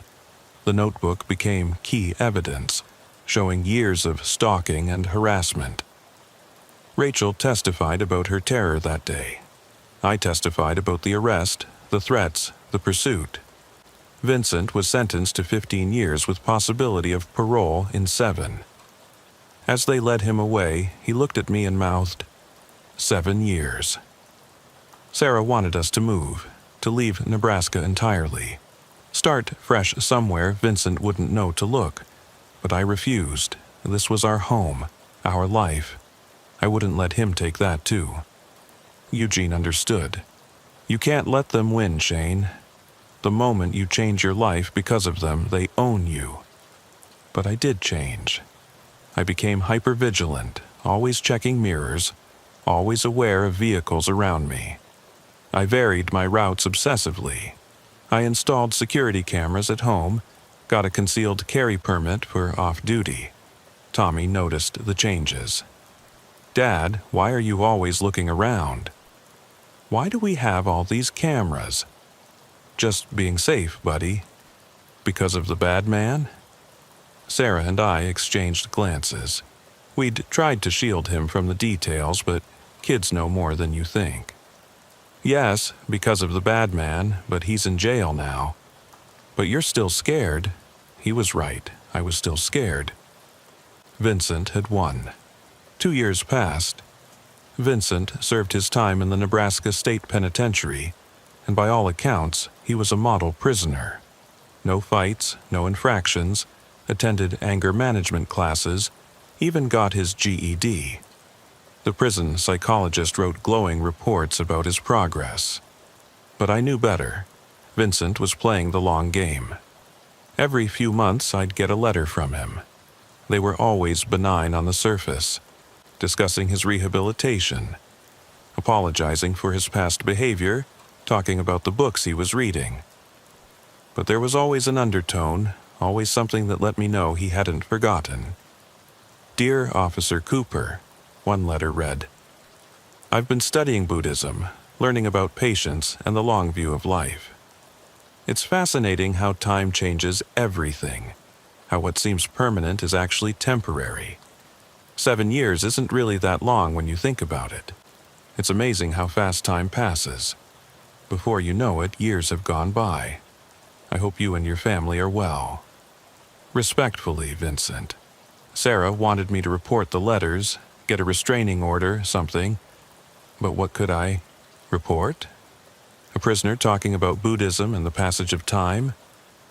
There was nothing overtly threatening, nothing actionable. Vincent was too smart for that. Eugene thought I was being paranoid. Shane, maybe he really is reforming. It happens. Prison changes some people. Not Vincent, he's not reformed, he's refined. He's learning to hide it better. Life went on. Tommy entered middle school, started playing basketball. Sarah got promoted to head nurse in her department. I made sergeant, got off the road and into more administrative duties. We bought a new house, a bigger one with a better security system. Some days, I almost forgot about Vincent Mallory. Then, in year 3 of his sentence, something happened that brought it all back. Marcus Mallory, Vincent's son from his first marriage, enrolled at the University of Nebraska. He was 19, studying criminal justice of all things. And he reached out to me. Officer Cooper, his email read, I know this is strange, but I'd like to meet with you. I want to understand what happened with my father. I want to understand why he became what he became. Against my better judgment, I agreed to meet him. We sat in a coffee shop in Lincoln, and I saw Vincent in the young man's face. Same jaw, same eyes, but without the rage. I haven't seen my father in 5 years, Marcus said. not since before the incident with you. My mom won't let me visit him in prison. Your mother's a smart woman. Is he really as dangerous as everyone says? I thought about how to answer. Your father has a lot of anger, Marcus. He doesn't know how to let things go. He wasn't always like that. When I was little, he was different. Happier. Then the divorce, the business failing, it all just broke something in him. What do you want from me, Marcus? I want to understand, and I want to apologize for what he did to you and your family. You don't need to apologize for your father's actions. Maybe not, but someone should. We talked for an hour. Marcus was nothing like his father, thoughtful, calm, genuinely trying to understand. As we were leaving, he said something that chilled me. Officer Cooper, my dad's been talking to other inmates. Guys with similar stories, similar anger. They call themselves the Highway Brotherhood. They share stories about cops who wronged them, about getting revenge when they get out. I thought you should know. A prison gang of road ragers. Perfect. I reported this to Agent Foster, who was still monitoring Vincent's case. She looked into it and confirmed that Vincent had indeed been associating with other inmates convicted of road rage-related crimes. There's about 6 of them, she told me, all with similar profiles. Middle-aged men, history of anger issues, feeling of being disrespected by society. Vincent's become something of a leader to them. Can we do anything about it? Unless they actually plan or commit crimes, no. Talking about revenge isn't illegal. Sharing stories isn't illegal. We're watching them, but that's all we can do. Year 4 brought a development nobody expected. Vincent's brother, the successful one with the construction companies, was arrested for tax evasion and fraud. His businesses collapsed, assets frozen. Vincent's commissary money dried up, his lawyer could no longer be paid. I heard about it from Marcus, who'd kept in touch despite my discouragement. Dad's lost it, Marcus told me over the phone. The prison called my mom. He's been in solitary for the past week after attacking another inmate. The guy apparently said something about Dad's brother being a criminal too. Is he okay? Physically, yes, but Mom talked to his counselor. They're worried about his mental state. All that progress he'd made, it's gone. He's back to the angry, vengeful person he was before. Maybe worse. I felt a cold dread settling in my stomach. An angry Vincent with nothing left to lose was dangerous. An angry Vincent getting out in 3 years was terrifying. Sarah noticed my increased anxiety. He's still locked up, Shane. He can't hurt us from in there. But she was wrong. That same week, things started happening. First, our credit cards were maxed out with purchases we didn't make. Someone had gotten our information and run up thousands in charges. While we were dealing with that, our car insurance was canceled. Someone had called claiming to be me and requested cancellation. Then Tommy's school got a call claiming there was a family emergency, and he needed to be released to his uncle, who was coming to pick him up. Thankfully, the school followed protocol and called us first. None of it could be traced to Vincent. He was in solitary with no phone or computer access. But I knew he was behind it. He'd gotten someone on the outside to harass us. Probably one of his Highway Brotherhood friends who'd been released. Eugene helped me investigate, and we found the connection. Derek Thompson, released 6 months earlier after serving time for running a motorcyclist off the road in a rage incident.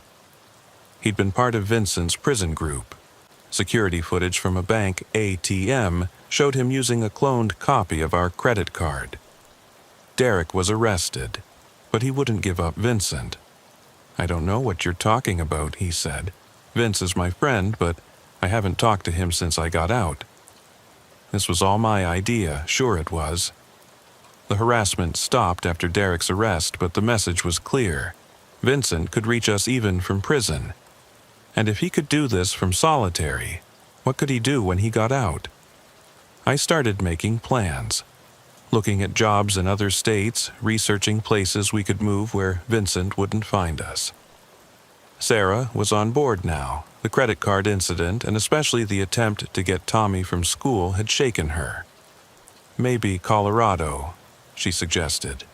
My sister lives there. We'd have family nearby. Maybe, I said, but I wondered if anywhere would be far enough.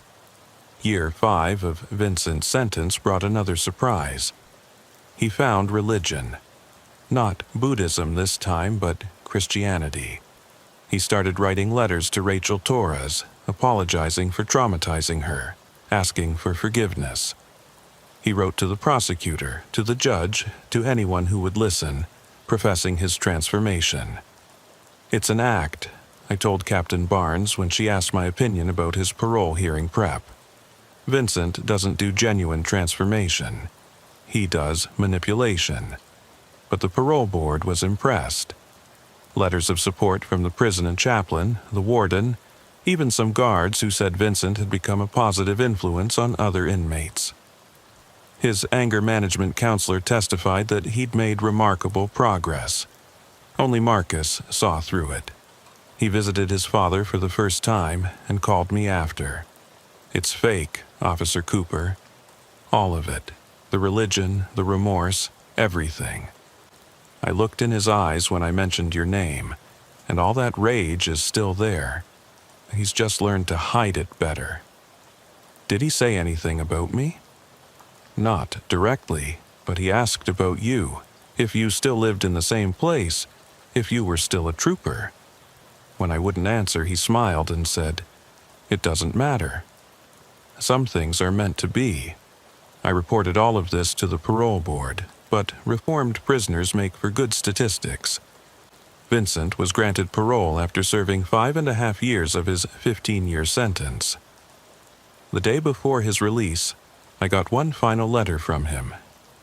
"Dear Shane," it read, dropping the formal Officer Cooper for the first time. "Tomorrow I rejoin society as a reformed man. I want you to know that I harbor no ill will toward you. You were doing your job that day on Highway 34, and I was in the wrong. I've learned to control my anger, to let go of past grievances. I hope you've been able to do the same. I plan to move to Iowa to live with a cousin and start fresh. You have nothing to fear from me. We need never cross paths again. I wish you and your family all the best. Sincerely, Vincent." It was the most threatening letter he'd ever sent, precisely because it tried so hard not to be threatening. Every word was calculated to sound reformed, while reminding me he was getting out. That night, I sat down with Sarah and Tommy, now 15 and taller than his mother. "We need to talk about Vincent Mallory," I said. Tommy knew the basics, but not the details. I explained everything, the threats, the harassment, the very real possibility that Vincent might come after us despite his claims of reformation. "So we're moving?" Tommy asked. He didn't sound upset, just resigned. He'd grown up with this shadow over our family. "I think we should," Sarah said. "Colorado's still hiring nurses, and Shane, you could get on with the state patrol there." I'd already applied, actually, already been accepted. I just hadn't told them yet. "When?" Tommy asked. "Soon. Before school starts in the fall. We spent the next month preparing, selling the house, packing, saying goodbye to friends without telling them the real reason we were leaving. Eugene was the only one who knew the truth. You sure about this, Shane? Running from this guy? I'm not running. I'm protecting my family. There's a difference. Is there? Or are you letting him win? I didn't have a good answer. We moved to Fort Collins, Colorado on July 15th, exactly 1 week after Vincent Mallory was released from prison. I'd already started with the Colorado State Patrol, working the I-25 corridor between Fort Collins and Denver. New badge number, new patrol area, new life. Or so we hoped. The first few months were good. Tommy adjusted to his new school, made the basketball team, even got a girlfriend. Sarah loved her new position at the medical center. I found the Colorado drivers to be generally calmer than Nebraska. Maybe it was the mountain air, or maybe the legal marijuana kept everyone mellow. Eugene kept me updated on Nebraska news. Vincent had indeed moved to Iowa, as he'd claimed, was working at an auto parts store, attending required therapy sessions, checking in with his parole officer. By all accounts, he was keeping his nose clean. Maybe he really has changed, Eugene said during one of our calls. Maybe, I said, but I didn't believe it. 6 months passed, then a year. No letters, no harassment, no signs of Vincent. I started to relax, started to believe we'd actually escaped. Then Marcus called. "Officer Cooper, I thought you should know. Dad's off parole, completed it early for good behavior. Where is he?" "Still in Iowa, as far as I know. But Shane, he's been asking about you again. My mom said he called her drunk last week, ranting about justice and unfinished business. Has he made any specific threats?" "No, nothing actionable. But the way he talks about you, it's like you're still all he thinks about." I increased security at our house, varied my routes again, told Sarah and Tommy to be extra vigilant. But what else could I do? Vincent hadn't committed any crimes. Having an obsession wasn't illegal. 2 months later, I was working a routine traffic stop on I-25 when I saw it. A black Ford F-150, same model Vincent had driven, passing slowly in the left lane. The driver turned to look at me as he passed, and for a moment I could have sworn it was Vincent. But when I looked again, it was just some random guy, probably wondering why a cop was staring at him. I was seeing Vincent everywhere, in crowds, in vehicles, in my rearview mirror. The paranoia he'd promised was delivered in full. Even hundreds of miles away, even with no contact for over a year, he was in my head, Sarah noticed. "You're jumpy again." Like when he first got arrested. "I know, I can't help it." "Shane, we can't live like this forever. Either he's coming or he's not, but we can't spend our whole lives waiting for him." She was right. I was letting Vincent control my life without him even being present. I decided to get therapy to deal with the hypervigilance and paranoia. Dr. Jennifer Mills, a specialist in law enforcement trauma, helped me understand what was happening. "You're experiencing a form of PTSD," she explained. "The constant threat, the harassment, the inability to feel safe, it's created a trauma response. Your brain is stuck in survival mode. How do I get unstuck? Time, therapy, and gradually reclaiming your sense of safety. Vincent Mallory can't hurt you if you don't let him. But what if he actually comes? What if the threat is real? Then you'll deal with it. But you can't live your life based on what-ifs." The therapy helped. I started sleeping better, stopped checking my mirrors obsessively, even went a whole day without thinking about Vincent. Progress. Then, on a humid July afternoon, exactly 3 years after the original incident, I pulled over a speeder on Highway 287, routine stop, out-of-state plates. As I approached the vehicle, the driver rolled down his window and my blood froze. It was Vincent. He looked different, thinner, older, gray in his beard. But those eyes were the same, still carrying that deep rage despite the smile on his face. "Hello, Shane. Fancy meeting you here." My hand went to my weapon, but Vincent kept his hands visible on the steering wheel. "Just passing through," he said calmly. "Heading to California to see my brother." He got out last month, you know. We're going to start fresh out there.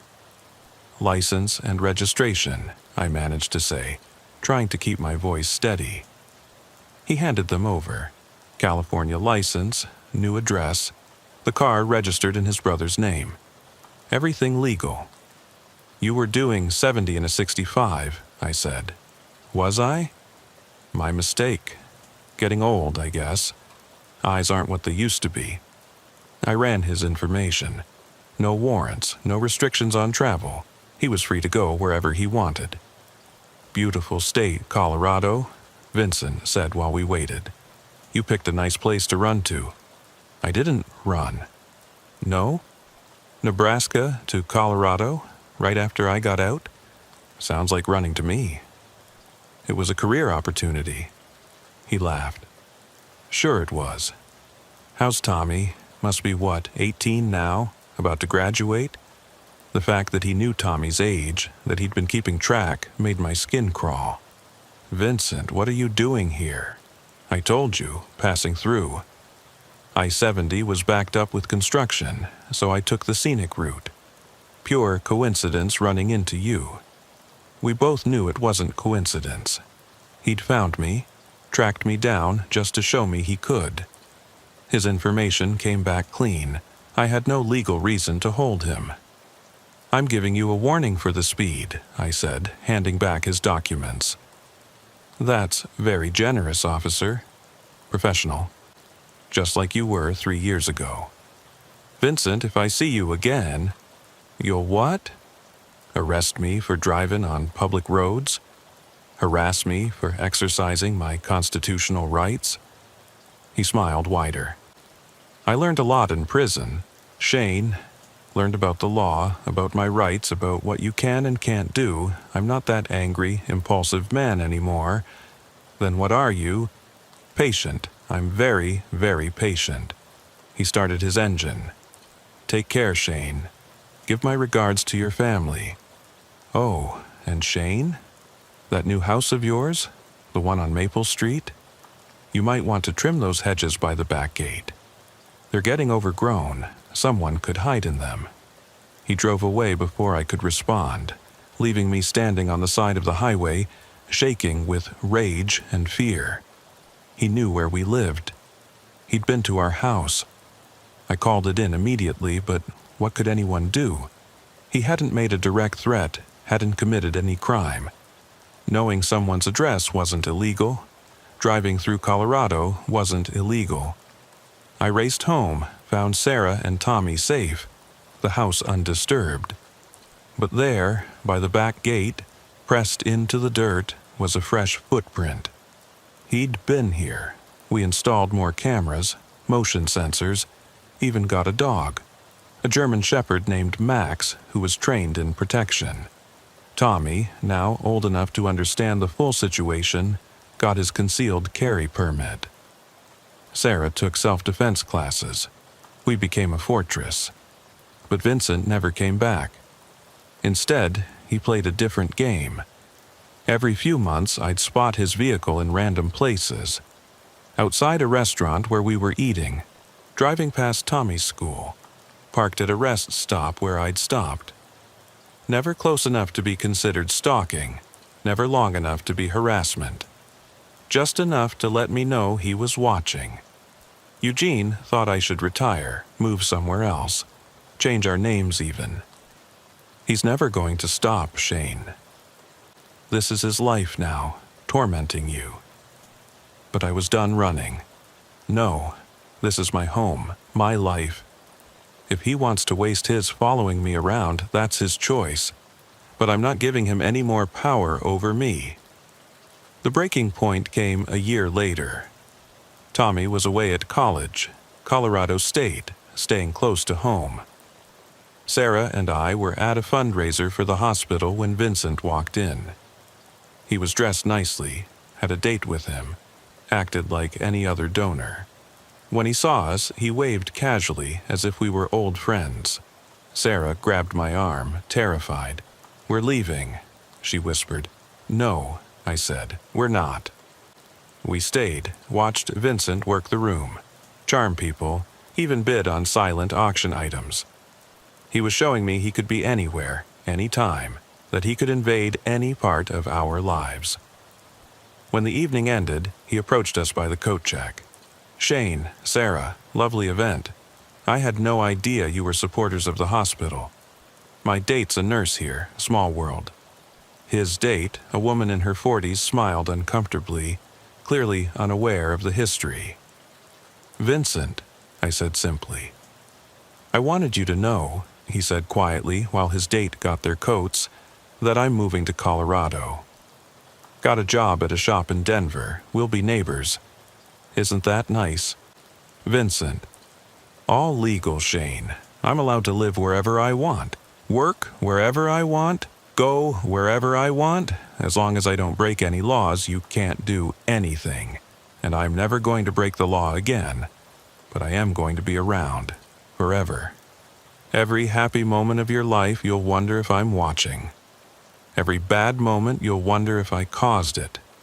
That's my revenge." He left with his date, leaving Sarah and me standing there. That night, Sarah gave me an ultimatum. Either he goes or I do. I can't live like this, Shane. The constant fear, the stalking, it's killing me. What do you want me to do? Kill him? I want you to end this, however you have to. I knew what she was implying, and for the first time I seriously considered it. Vincent had made it clear he would never stop.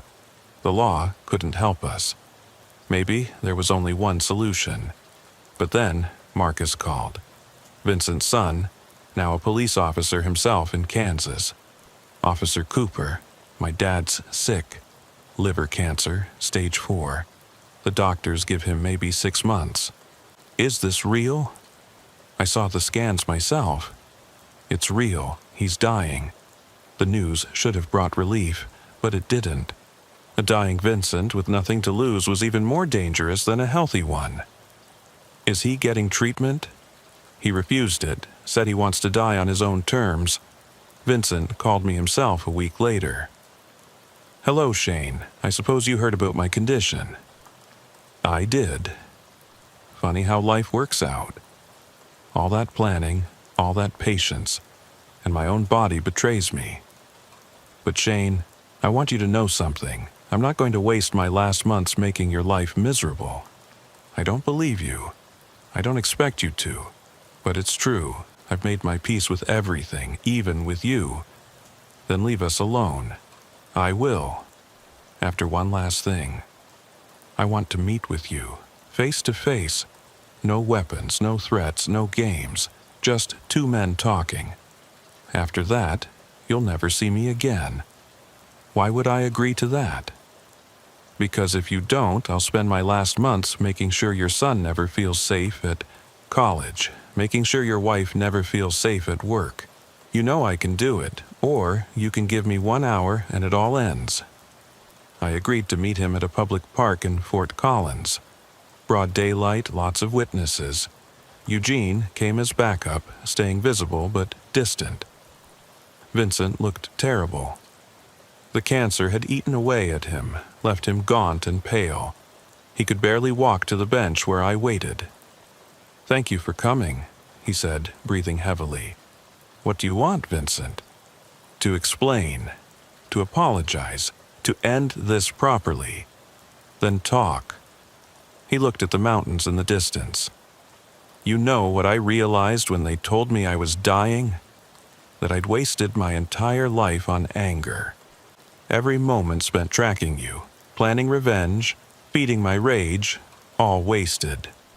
I could have rebuilt my relationship with my kids, started a new business, found love again. Instead, I chose hate. That was your choice. Yes, it was. And Shane, I need you to know, it was never really about you. You were just the last in a long line of people who made me feel powerless. The difference was, I could identify you, track you, focus all that rage on you. You terrorized my family. I did, and I'm sorry. Not expecting forgiveness, just stating fact, I'm sorry." We sat in silence for a moment. The road rage that started all this, he continued. Rachel really did cut me off. But my reaction was insane. I see that now. A normal person would have honked, maybe cursed, then moved on. But I couldn't. Because moving on would mean accepting that I didn't matter, that my anger didn't matter. Your anger never mattered, Vincent. Only what you did with it. I know that now. Too late, but I know. He pulled out an envelope, handed it to me. My will. I'm leaving what little I have to a victims fund for people affected by road rage violence. It's not much, but it's something. Why are you really here, Vincent? He looked at me directly for the first time, to see if you'll forgive me. Not for me, for you. Carrying hate is like drinking poison. I should know, it's killing me faster than the cancer. I thought about all the years of fear, the paranoia, the disruption to our lives, the therapy bills, the security systems, the constant vigilance. I can't forgive you, Vincent. Not yet, maybe not ever. He nodded. Fair enough. But Shane, do me one favor. Don't let what I did to you turn you into me. Don't let the anger consume you. Don't spend your life looking backward. He stood with difficulty. You'll never see me again. That's a promise I'll keep. Vincent died 2 months later. Marcus called to tell me. Said his father's last words were, "Tell Cooper I'm sorry." The funeral was small. Marcus, his mother, a few relatives. I didn't go, but I sent flowers. The card read simply, "Rest in peace." Sarah and I went to therapy together, working through the trauma of those years. Tommy came home from college one weekend and we talked about it as a family. The fear, the anger, the relief, and the strange emptiness now that Vincent was gone. "Do you forgive him?" Tommy asked me. "I'm working on it, not for him, but for us, for me." He was right about one thing, Sarah said. The anger is poison. We can't let it define us. I returned to regular patrol duty, no longer looking over my shoulder, no longer seeing Vincent in every black truck. But I carry the lessons with me. Every traffic stop, I remember that the person I'm pulling over might be having the worst day of their life. Every citation I write, I think about the ripple effects it might cause. I've become a better cop, more empathetic, more aware of the human being behind the violation. I still patrol I-25, dealing with speeders and drunk drivers and, yes, road rage incidents. When I encounter someone consumed by that familiar fury, I try to de-escalate not just for safety, but because I've seen where that rage leads. Last month, I pulled over a man who'd been aggressively tailgating another vehicle. He was furious, ranting about being disrespected, about other drivers thinking they owned the road. 3 years ago, I would have just written the ticket and moved on. Instead, I talked to him. "Sir, I understand you're frustrated. But let me tell you a story about where this kind of anger leads." I told him about Vincent, about the years of terror, the waste of life, the pointlessness of it all. The man listened, his anger slowly deflating. "I don't want to be that guy," he said quietly. "Then don't be. Let it go, move on. Life's too short for road rage." He thanked me, genuinely thanked me, and drove away calmly. Maybe I saved him from becoming another Vincent. Maybe I saved some innocent driver from years of harassment. Maybe I just helped one person have a better day. Eugene, retired last year, said he'd had enough of the highway wars. At his retirement party, he pulled me aside. "You know what, Shane? Vincent Mallory made you a better cop. Vincent Mallory nearly destroyed my life. Yeah, but you survived, and you learned. And now you use that knowledge to help others. That's victory. Maybe he's right. Maybe surviving Vincent and choosing not to become him is its own kind of victory." I drive past the park where we had our last meeting sometimes. I think about forgiveness, about waste, about the thin line between justice and revenge. Vincent spent years trying to destroy me, and in the end destroyed himself. I spent years fearing him, and in the end learned to fear the anger in myself more. The highways stretch on, endless under the Colorado sun. I patrol them still, watching for danger, helping where I can, trying to interrupt the cycle of rage that Vincent embodied. Every angry driver I calm down, every confrontation I de-escalate, feels like a small victory against the memory of Vincent Mallory. His gravestone reads, Vincent Paul Mallory, 1977 to 2024. May he find the peace that eluded him in life. I visited it once, alone. Not to forgive, not to forget, but to acknowledge the end of our strange, violent connection.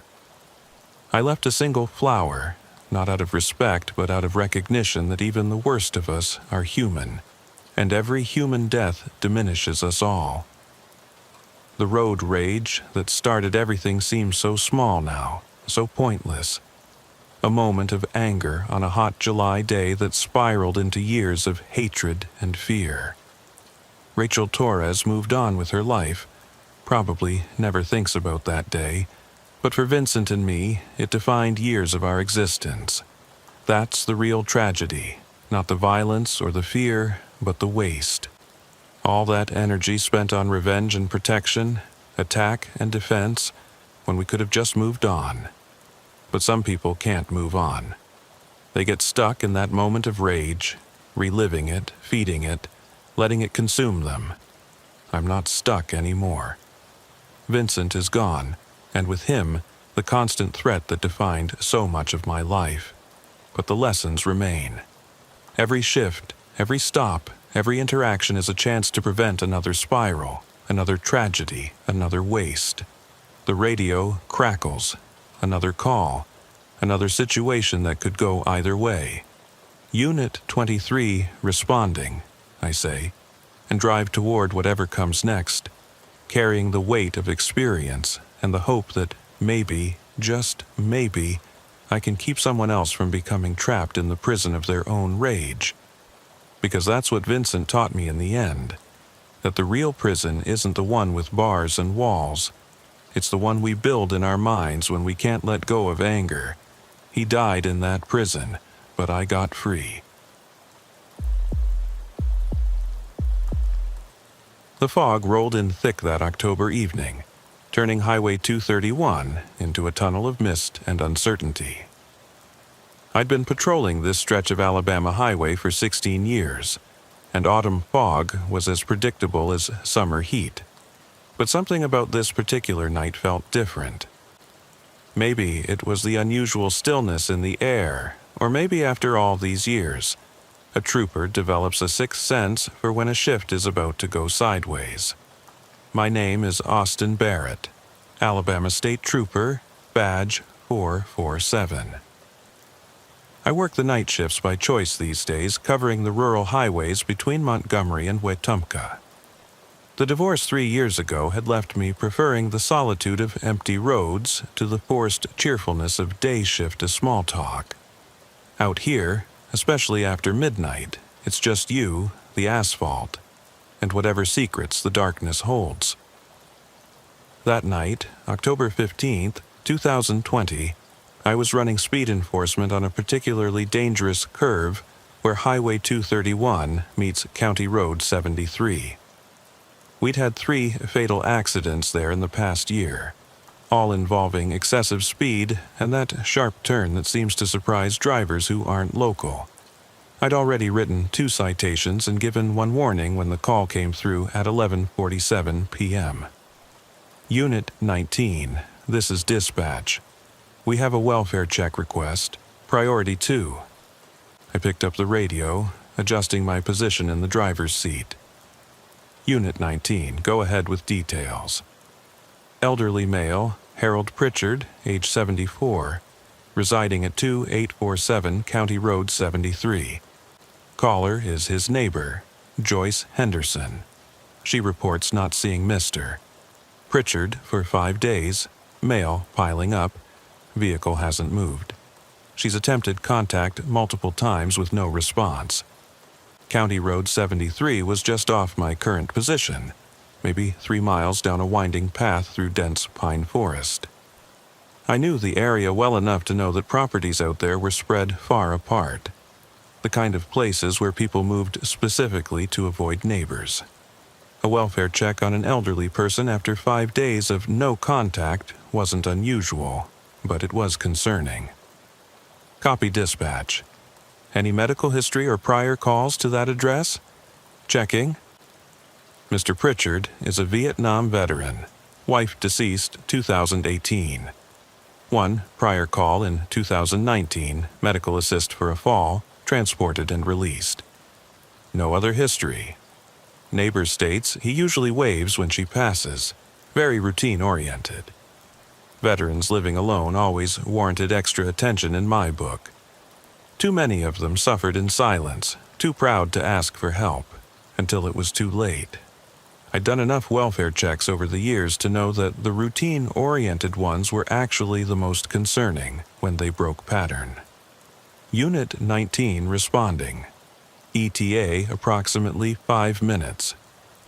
Copy Unit 19. Neighbor is waiting at the location.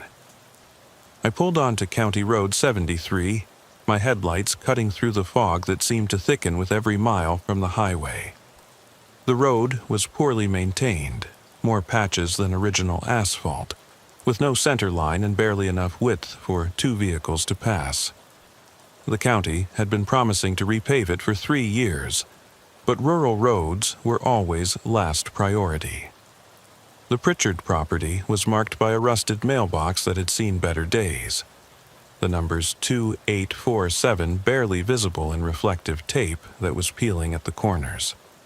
The driveway was gravel, about 200 yards long, disappearing into a grove of massive oak trees that had to be at least a century old. As I turned in, my headlights illuminated a silver Honda Civic parked near the mailbox with its hazard lights on.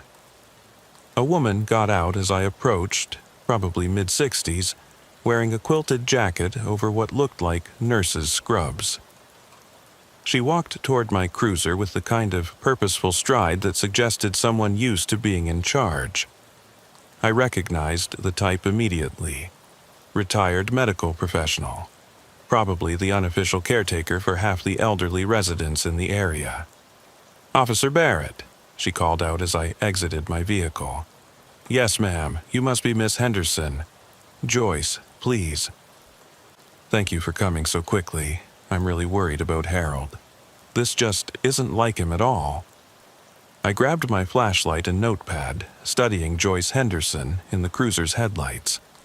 She seemed genuinely concerned, wringing her hands in that unconscious way people do when they're anxious. Her face showed the kind of worry that came from real care, not just nosiness. "When did you last see Mr. Pritchard, Joyce?" "Wednesday morning, October 10th. He was on his porch having coffee, waved like always when I drove past heading to town. I work part-time at the Wetumpka Medical Center, and I always pass by around 7 a.m. Harold's always on that porch with his coffee, regular as clockwork, but Thursday morning he wasn't there. I didn't think much of it at first, figured maybe he had an appointment or something. But then Friday, Saturday, Sunday, Monday, nothing. His truck hasn't moved, mail's overflowing, and those newspapers." She pointed toward the house, though it wasn't visible from where we stood. "Have you tried calling him? Harold doesn't have a phone. Says he got enough of radio communication in Vietnam, doesn't need any more voices in his house. I've knocked on his door 3 times now, yesterday and today. Even went around back, but everything's locked up tight." I nodded, making notes. The lack of phone wasn't unusual for older rural residents, especially veterans who preferred isolation. But it made welfare checks more complicated. No way to attempt contact before forcing entry, if it came to that. "Does Mr. Pritchard have any family?" Anyone who might know his whereabouts? Joyce shook her head, her expression growing sadder. His wife Linda died of cancer 2 years ago. They never had children. There's a nephew somewhere up in Birmingham, but Harold mentioned they hadn't spoken in years. Some family dispute about Linda's treatment, I think. Harold's pretty much alone out here. Any health issues you're aware of? He's remarkably healthy for his age, actually. Still, chops his own wood, maintains that old truck himself. Though, she paused, seeming to weigh whether to continue. What is it? Well, about a month ago, Harold mentioned he'd been having trouble sleeping. Said he was having dreams about Vietnam again, which apparently hadn't happened in years. I suggested he talk to someone at the VA, but you know how these old-timers are. They'd rather suffer than admit they need help. PTSD flare-ups weren't uncommon in elderly veterans. Retirement, isolation, the loss of a spouse, health concerns. Even changes in weather could trigger episodes that had been dormant for decades. It added another layer of concern to the situation. Joyce, I'm going to check on Mr. Pritchard. I need you to stay here by your vehicle for safety. If I need assistance, I'll signal you. Of course. Officer Barrett. I have a bad feeling about this. Harold's a creature of habit. For him to break his routine like this, something's wrong.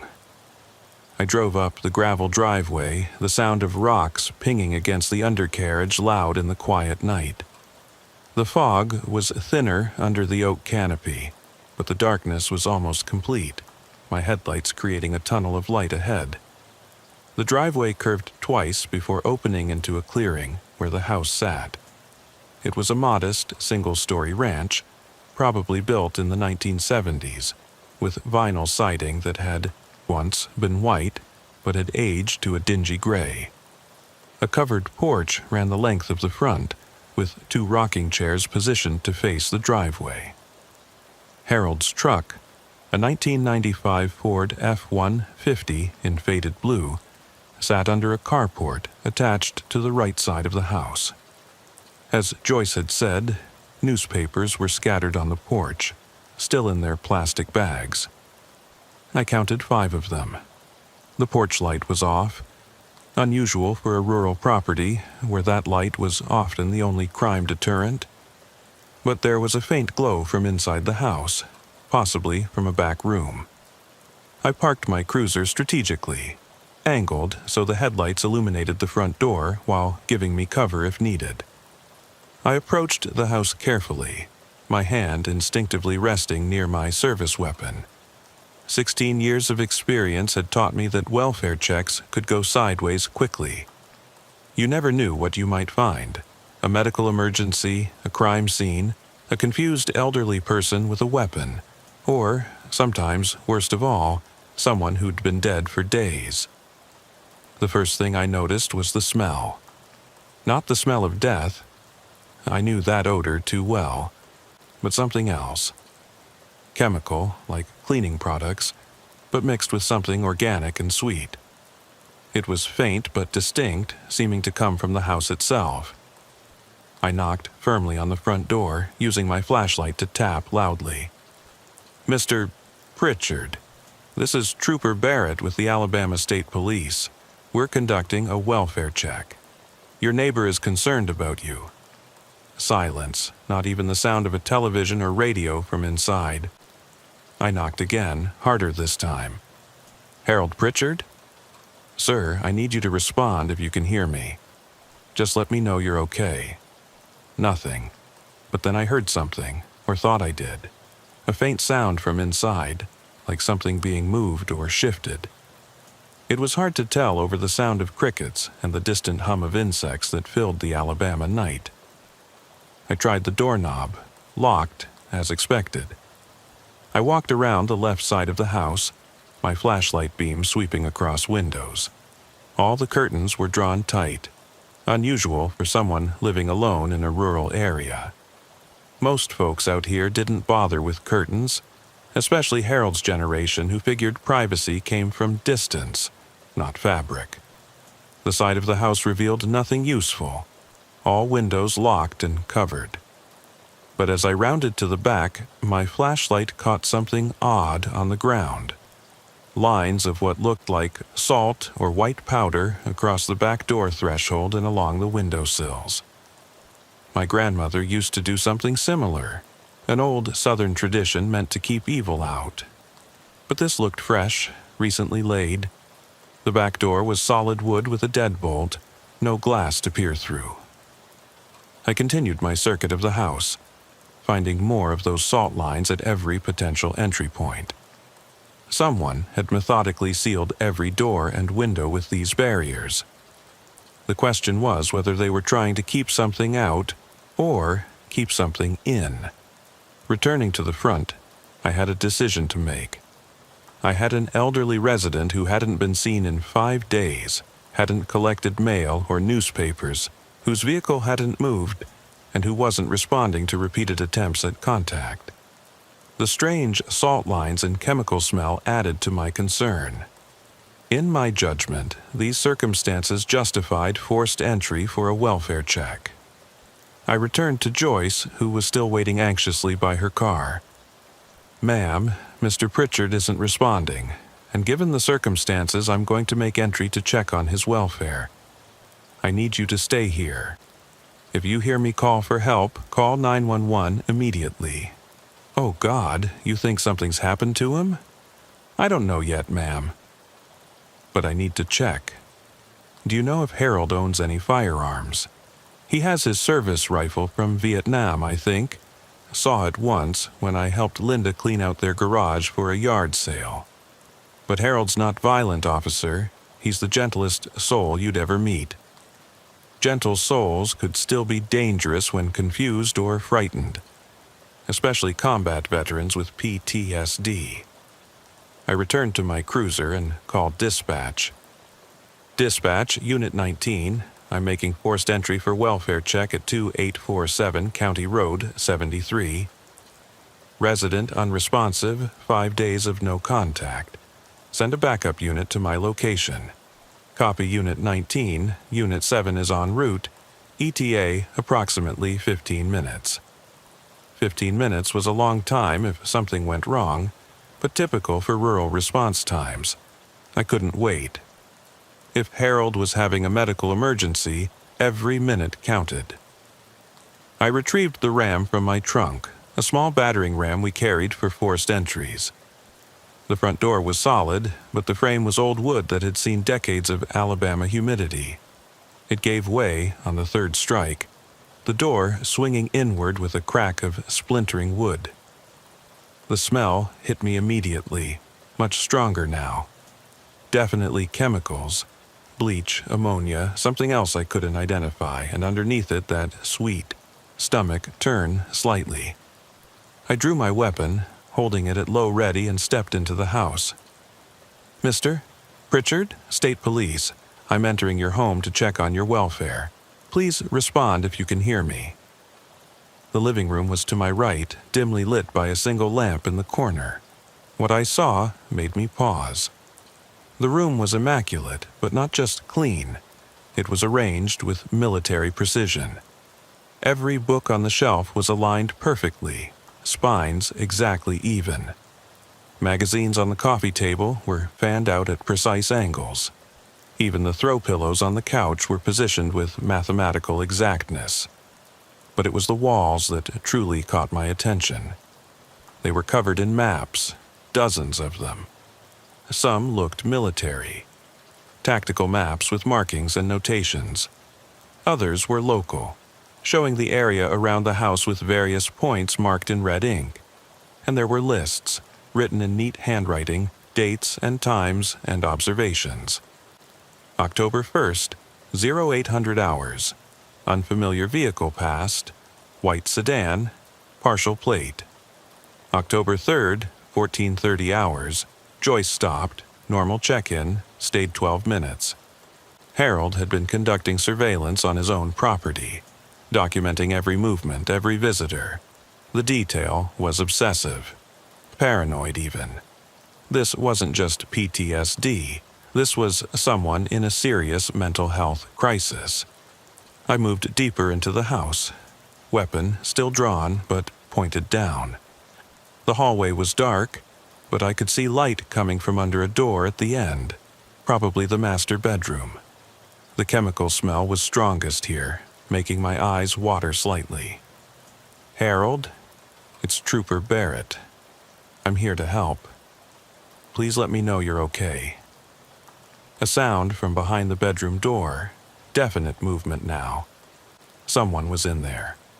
I approached carefully, noting that towels had been stuffed under the door, sealing the gap. The doorknob had some kind of substance smeared on it, more salt or powder. Someone had tried very hard to seal this room. I tried the knob, locked from the inside. Mr. Pritchard, I need you to unlock this door. I'm here to help you. The movement stopped. Then, very faintly, I heard a voice. Weak, raspy, but definitely human. Go. Away. Relief flooded through me. He was alive. Mr. Pritchard, I can't do that. Your neighbor is worried about you. You haven't been seen in 5 days. I need to make sure you're okay. Not safe. The voice was stronger now, but filled with fear. They're coming. Who's coming, Harold? You're safe. I'm a state trooper. Let me help you. You can't stop them. No one can. This was definitely a mental health crisis.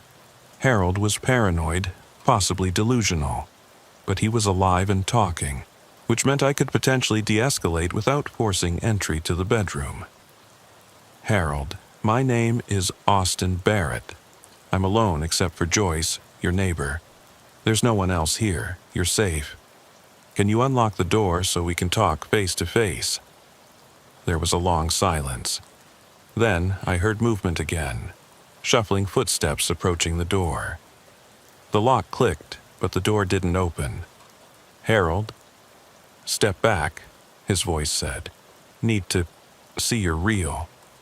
I stepped back from the door, keeping my weapon holstered but ready.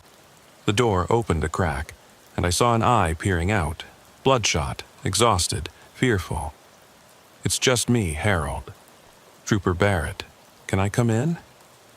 The door opened wider, revealing Harold Pritchard. He looked like he hadn't slept in days, maybe longer. His clothes were disheveled, stained with sweat. He was thin, much thinner than a man his age should be, and he was holding something in his right hand. Not a weapon, but what looked like a rosary or prayer beads. You're real? He asked, his voice uncertain. Yes, sir, I'm real.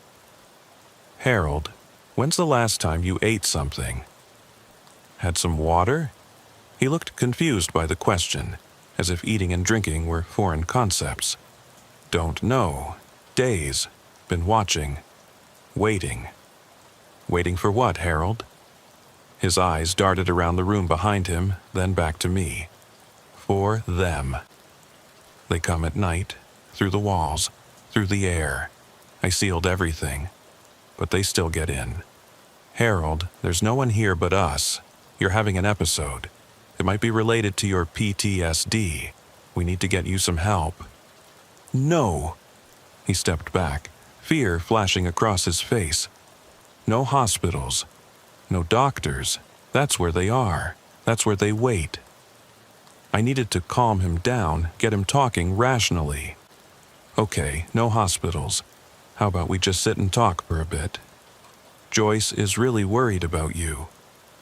At the mention of Joyce, his expression changed slightly. Some recognition, some connection to reality. Joyce, she's good. She brings cookies sometimes. Reminded me of Linda. That's right. Joyce cares about you. She called us because she was worried. Can we sit down? You look tired. He nodded slowly and moved back into the bedroom. I followed, finally getting a full view of the space. It was like entering another world. The room had been transformed into some kind of bunker or safe room.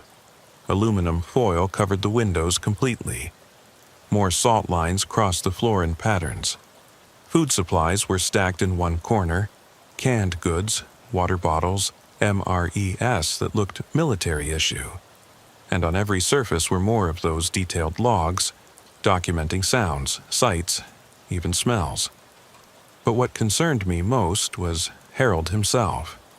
Up close, I could see he was dehydrated, malnourished. His hands shook with exhaustion or low blood sugar. This man needed medical attention, whether he wanted it or not. Harold, when did this start? When did you first see them? He sat on the edge of his bed, still clutching those beads. 2 weeks ago, maybe 3, times hard. Started with sounds at night, footsteps outside, whispers. Then I saw shadows moving where shadows shouldn't be. They're watching me, learning my patterns. Why would anyone be watching you, Harold? Because I know things. From the war. Things they don't want revealed. His voice dropped to a whisper. Operation Blackwater, November 1969. We weren't supposed to be there. Weren't supposed to see what we saw. I recognized this pattern. Many veterans with PTSD created elaborate narratives to explain their symptoms, mixing real memories with paranoid delusions. The key was not to challenge the delusion directly, but to work within it to get them help. Harold, you're exhausted. When's the last time you slept? Can't sleep. That's when they come, when I'm vulnerable. What if I stayed here while you rested? I could watch for them, keep you safe. He looked at me with such desperate hope that it broke my heart. This wasn't just an elderly man having an episode. This was a veteran who'd served his country, lost his wife, and was now losing his battle with his own mind. "You'd do that?" Harold asked, his voice barely above a whisper. "You'd keep watch?" "That's what I'm here for, Harold. To protect and serve. But first, we need to get some water in you. When did you last drink something?" He looked at the water bottles stacked in the corner as if seeing them for the first time. "Yesterday, maybe. Hard to remember. Afraid they might have poisoned the water." I walked over to the supplies, picked up an unopened bottle, and made a show of checking the seal. Then I opened it myself and took a small sip before handing it to him. "It's safe, Harold. I promise." He took the bottle with shaking hands and drank deeply, desperately. It was clear he'd been dangerously dehydrated. As he drank, I heard my radio crackle. "Unit 19, this is Unit 7. I'm pulling up to your location now." That would be Deputy Marcus Thompson, a good officer I'd worked with before. His arrival might complicate things with Harold's paranoid state, but I needed the backup. "Harold, another officer is arriving." "Deputy Thompson, he's here to help too. Is that okay?" Fear flashed across Harold's face again. How do I know he's real? How do I know he's not one of them? Because I called for him myself. He's been a deputy for 8 years, has 2 kids, coaches Little League. He's as real as I am. Harold nodded reluctantly, but I could see his grip tighten on those prayer beads. I stepped out of the bedroom to meet Thompson at the front door, keeping my voice low. "Marcus, we've got a Vietnam vet in severe mental health crisis. Paranoid delusions, hasn't eaten or slept properly in days, possibly weeks. He's nonviolent but extremely frightened. We need to get him medical attention, but he's refusing hospitals." Thompson, a steady officer in his 40s with prematurely gray hair, nodded understanding. "PTSD episode? Looks like it. He's convinced someone's after him, has been barricading himself in. The whole house is sealed with salt lines like some kind of protection ritual. My uncle was the same way after Desert Storm," Thompson said quietly. "Took us 3 days to talk him into getting help. What's your play?" "Build trust, get him stabilized enough to transport. Maybe Joyce can help. He seems to respond positively to her. Can you check on her, maybe bring her up to the house? But brief her first on his condition. Thompson headed back down the driveway while I returned to Harold. He'd moved from the bed to a chair positioned where he could see both the door and the window, despite the foil covering. The water bottle was empty, which was good. Harold, can you tell me more about Operation Blackwater? Sometimes talking about it helps.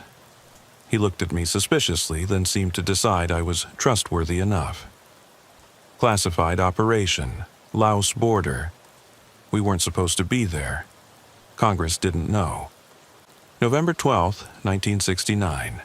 My unit was doing recon when we stumbled onto something, a meeting between NVA officers and others. Others? Americans. CIA, maybe, or contractors. They were making deals, Harold. Trading. Weapons. Information. We watched them shake hands over the bodies of dead villagers. His hands were trembling more violently now. Sergeant told us to forget what we saw. Said it never happened. But I remembered. I always remembered. Whether this was a real memory or a delusion didn't matter at the moment. What mattered was that Harold believed it, and it was clearly the source of his current paranoia. That must have been hard to carry all these years. Linda knew. I told her everything before we married. Said she deserved to know what kind of man I was. She said it didn't matter, that I was a good man who'd seen bad things. Tears were forming in his eyes. God, I miss her. She'd know what to do. She always knew what to do. Tell me about Linda. His expression softened immediately. Met her at a dance in Montgomery, 1971. Just back from the war, angry at everything, drinking too much. She was there with friends, wearing this yellow dress that made her look like sunshine. Asked me to dance even though I was just standing in the corner looking mean. As he talked about Linda, I saw glimpses of the real Harold beneath the paranoia and exhaustion. A man who'd loved deeply, lived quietly, and was now lost without his anchor. I kept him talking about Linda, their life together. Anything to keep him grounded in reality rather than his delusions. After about 20 minutes, I heard footsteps on the porch. Thompson appeared in the doorway with Joyce beside him. Harold tensed immediately, but when he saw Joyce, something in him relaxed. "Harold," Joyce said softly, her voice full of genuine concern. "Oh, honey, look at you. You look exhausted." "Joyce." His voice cracked. "You're real. You're really here." "Of course I'm real, Harold. I've been so worried about you." She moved into the room slowly, non-threatening, like approaching a wounded animal. "When's the last time you had a proper meal?" "Don't know. The food might be compromised." Joyce looked at me, understanding immediately what we were dealing with. She'd been a nurse. She'd seen this before. "Harold, what if I made you something? Right here where you can watch me. Would you eat then?" He considered this, his tired mind trying to process whether this was safe. "Maybe, if I can watch." "Deputy Thompson," I said, "could you go with Miss Emma Henderson to the kitchen?" "Harold, we'll make you something simple. Soup, maybe. You can watch everything." We spent the next hour slowly stabilizing Harold. Joyce heated up some canned soup, making sure Harold could see every step. He ate slowly, suspiciously at first, then with more appetite as his body remembered hunger. Thompson and I took turns, keeping watch at the windows, playing into his delusion while trying to keep him calm. As Harold ate, I noticed something on his arm. Fresh scratches, some infected looking. "Harold, what happened to your arms?" He looked down as if surprised. "Must have happened when I was securing the perimeter. The thorns, you know. Or maybe they got closer than I thought." The scratches looked self-inflicted, probably from his paranoid episodes. They needed medical attention, but I couldn't push too hard yet. "Joyce," I said quietly, "those cuts need to be cleaned." "Do you think—" She nodded, already moving. "Harold, honey, those scratches look nasty. Let me clean them up for you. I've got supplies in my car. I always keep a first aid kit." While Joyce tended to Harold's wounds, I stepped outside with Thompson to discuss our options. The moon had risen, casting silver light through the fog that still clung to the tree line. The October night had grown cold, that particular Alabama cold that creeps into your bones. "We need to get him to a hospital," Thompson said. "He's in bad shape." "I know, but he won't go voluntarily. And involuntary commitment requires him to be an immediate danger to himself or others. Right now, he's just scared and confused.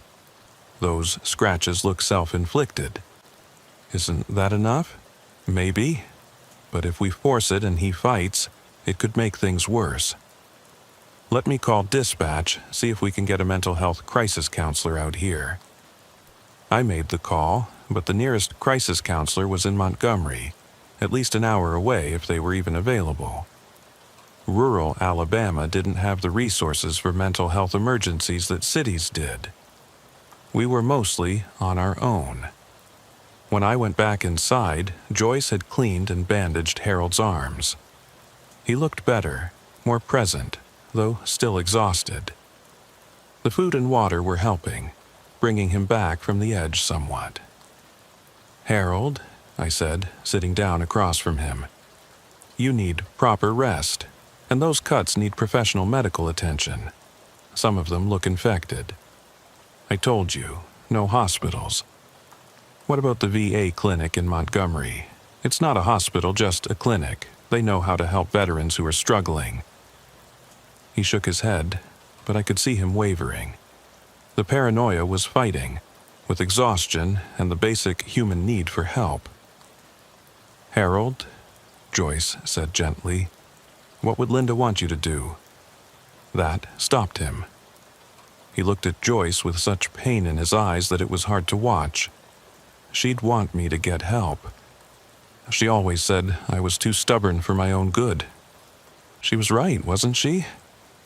You are stubborn, but you're also strong enough to ask for help when you need it.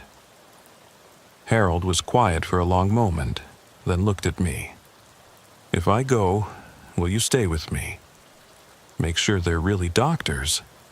I'll escort you personally, Harold. Deputy Thompson will follow in your truck so you have it when you're ready to come home. And Joyce? I'll come visit you every day," Joyce promised.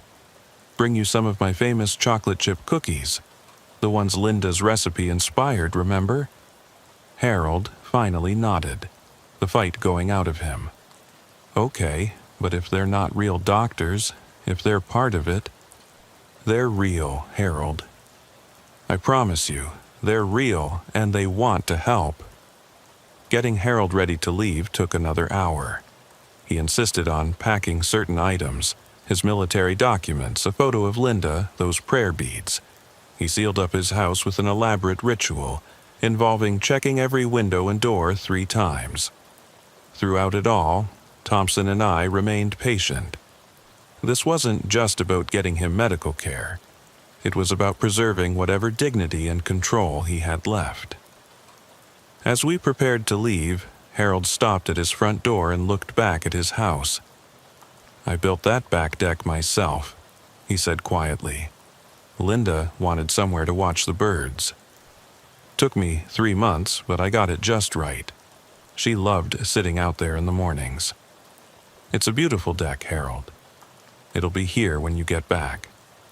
Will it? Will anything be the same?" I didn't have an answer for that. Mental health treatment might help him, but it might also fundamentally change how he saw the world. All I could do was hope it would be a change for the better. The drive to the VA clinic in Montgomery took 45 minutes. Harold sat in the back of my cruiser, not because he was under arrest, but because he felt safer there. He clutched his photo of Linda and occasionally muttered to himself, but remained calm. Joyce followed in her Honda, and Thompson brought up the rear in Harold's truck. The fog had lifted by the time we reached the city limits, replaced by the glow of streetlights and the bustle of late-night Montgomery. Harold grew more agitated as we entered the city, the lights and activity overwhelming after his self-imposed isolation. "Too many people," he muttered. "Too many places to hide." "Almost there, Harold." Just a few more minutes. The VA clinic had a 24-hour psychiatric emergency entrance, a small blessing in a system that often failed veterans. I'd called ahead, explaining the situation, and they were ready for us. A young psychiatrist, Dr. James Mitchell, met us at the entrance. He was calm, professional, and most importantly, had experience with combat-related PTSD. "Mr. Pritchard, I'm Dr. Mitchell. I served in Afghanistan before I became a doctor. I understand what you're going through." Harold studied him suspiciously. "Afghanistan? What unit?" 101st Airborne, 2nd Brigade. Did my tour in 2009. Something in Harold relaxed slightly. A fellow veteran, someone who might actually understand. It was the first real breakthrough since we'd found him. The admission process was slow and careful. Dr. Mitchell took his time, never rushing Harold, always explaining what was happening and why. Joyce and I stayed as promised, vouching for the reality of the situation whenever Harold's paranoia flared. It was nearly 4 a.m.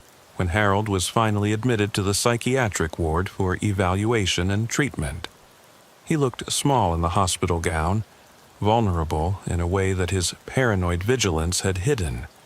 Before they took him to his room, he grabbed my hand. "Officer Barrett, you'll check on my house? Make sure they don't get in while I'm gone. I'll drive by every shift, Harold. Your house will be safe. And you'll tell people. You'll tell them I'm not crazy, just had a bad spell? You're not crazy, Harold. You're a veteran who's been through more than most people can imagine. You're getting help, and that takes courage." He nodded, then allowed the orderly to lead him away.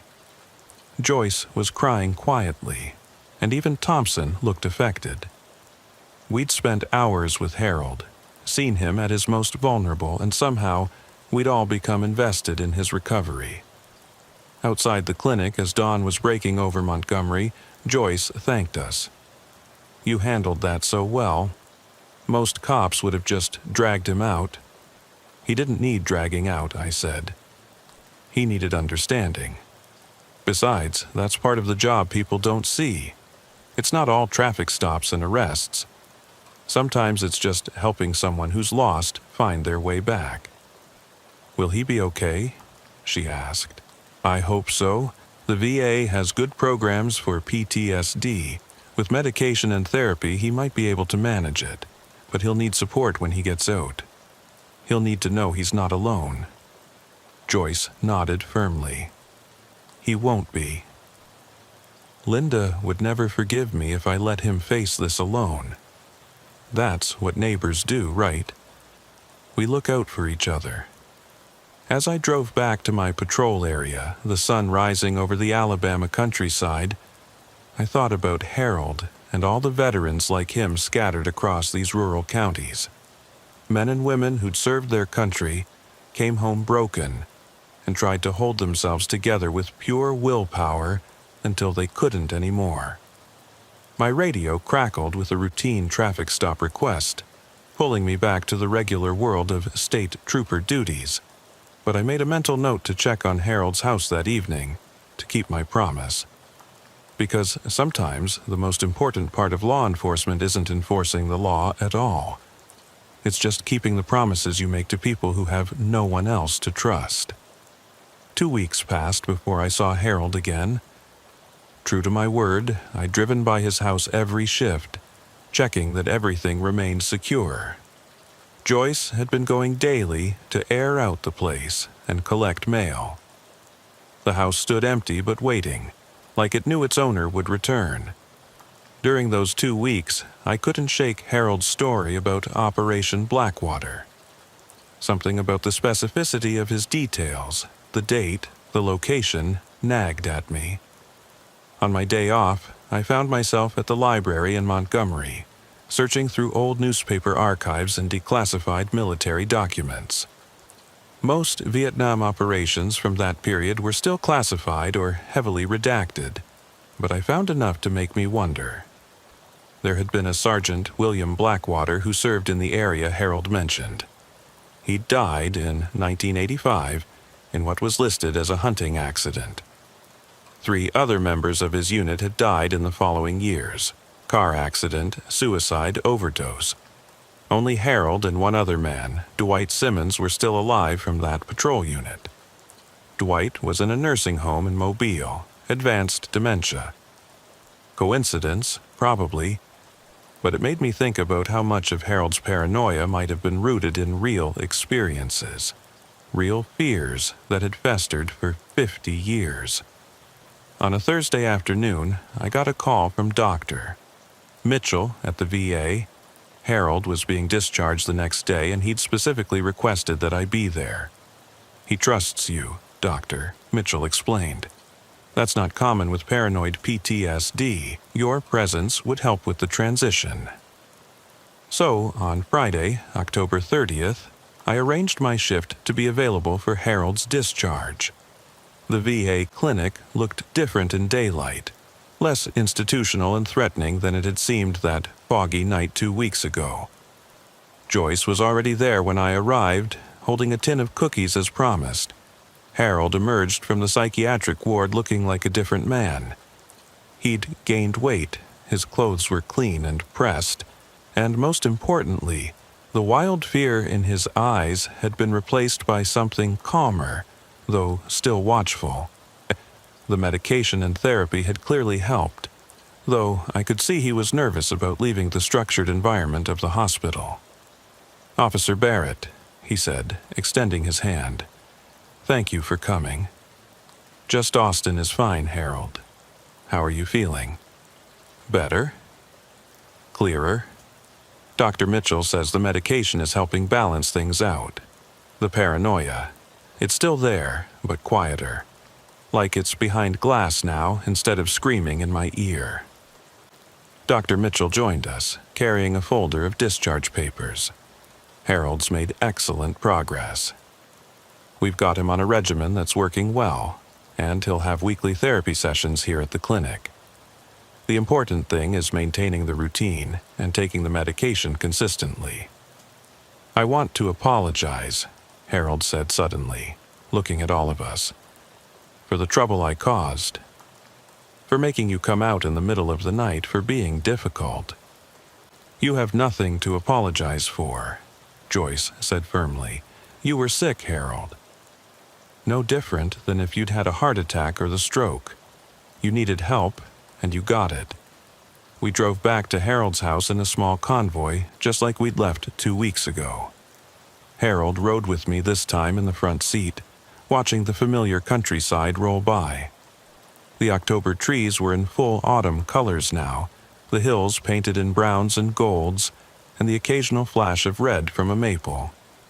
"I've been thinking," Harold said as we turned onto County Road 73, "about that night, about what I put you through. You could have just hauled me out, involuntary commitment, but you didn't. That wouldn't have helped you, Harold. You needed to choose to get help, not be forced into it. Still, not many cops would have spent hours talking to a paranoid old veteran. You treated me like a person, not a problem. You are a person, Harold. A person who served his country and deserved patience and respect." When we reached his house, Harold sat in the car for a moment just looking at it. "Looks the same," he said, surprised. "Joyce has been taking care of it. Your neighbor is good people. The best," he agreed. Inside, Joyce had cleaned everything, but left Harold's obsessive organization intact. She understood that disrupting his system too much might be triggering. The maps were still on the walls, the supplies still stacked in the bedroom, but the salt lines had been swept away and the aluminum foil removed from the windows. "I'll leave these for you to deal with when you're ready," Joyce said, gesturing at the maps and logs. "No rush." Harold nodded, walking through his house slowly, reacquainting himself with his space. When he reached the bedroom where I'd found him, he stopped.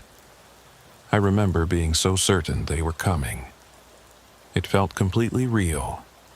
"It was real to you," I said. "That's what matters." Dr. Mitchell says it might happen again, the paranoia, even with medication. Stress can trigger it. Then we'll deal with it if it does. "You've got support now, Harold. You're not alone." Over the next few weeks, I made a point of stopping by Harold's place during my patrols. Not officially, just as a friend checking in. He was doing well, maintaining his medication, attending his therapy sessions. The maps came down gradually, replaced by photos of Linda and his old Army unit. The survival supplies were donated to a local food bank, except for a reasonable emergency kit. Then, on a cold November evening about a month after Harold's discharge, I got another call that would change everything. It was dispatch, but not with a typical call. "Unit 19, we have a request for you specifically at 2847 County Road 73. Resident says it's urgent, but not an emergency." Harold. I immediately headed to his house, wondering if he was having another episode. But when I arrived, I found Harold and Joyce on the porch, both looking concerned, but not panicked. "Austin, thank God," Harold said. "We need to show you something." They led me inside to Harold's kitchen table, where a laptop computer sat open. I was surprised. Harold hadn't struck me as the computer type. "Joyce has been teaching me to use the internet," Harold explained. "Said it would be good for me to connect with other veterans, support groups and such." But I found something else. On the screen was a website for Vietnam veterans, specifically those who'd served in Laos and Cambodia during the secret operations. There was a memorial page for soldiers who died under suspicious circumstances after returning home. "Look at this," Harold said, pointing to a list of names. "My whole unit is on here. Everyone who was there that night in November 1969. The list included the men I'd found in my own research, plus others. Next to each name was a date and cause of death. Sergeant Blackwater's hunting accident. Private First Class Tommy Rodriguez, car accident. Specialist Michael Parks, suicide. Corporal Dennis Washington, overdose. And at the bottom, 2 names without death dates, Harold Pritchard and Dwight Simmons.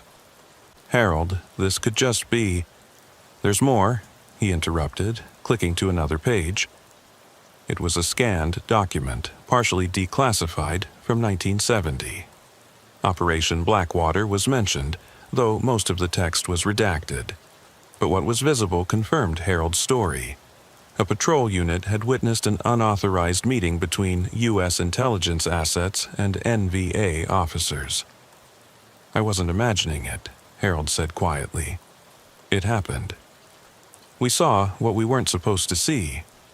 Joyce looked worried. "Harold, this doesn't mean someone's actually after you." "No," he agreed. My paranoia was still paranoia, but it was built on something real. The fear, the feeling of being watched, it came from somewhere true. I studied the website more carefully. It was maintained by a journalist named Thomas Morrison, who'd been investigating suspicious deaths among Vietnam veterans for years. He was a veteran himself, Air Force reconnaissance, and had lost friends to similar mysterious circumstances.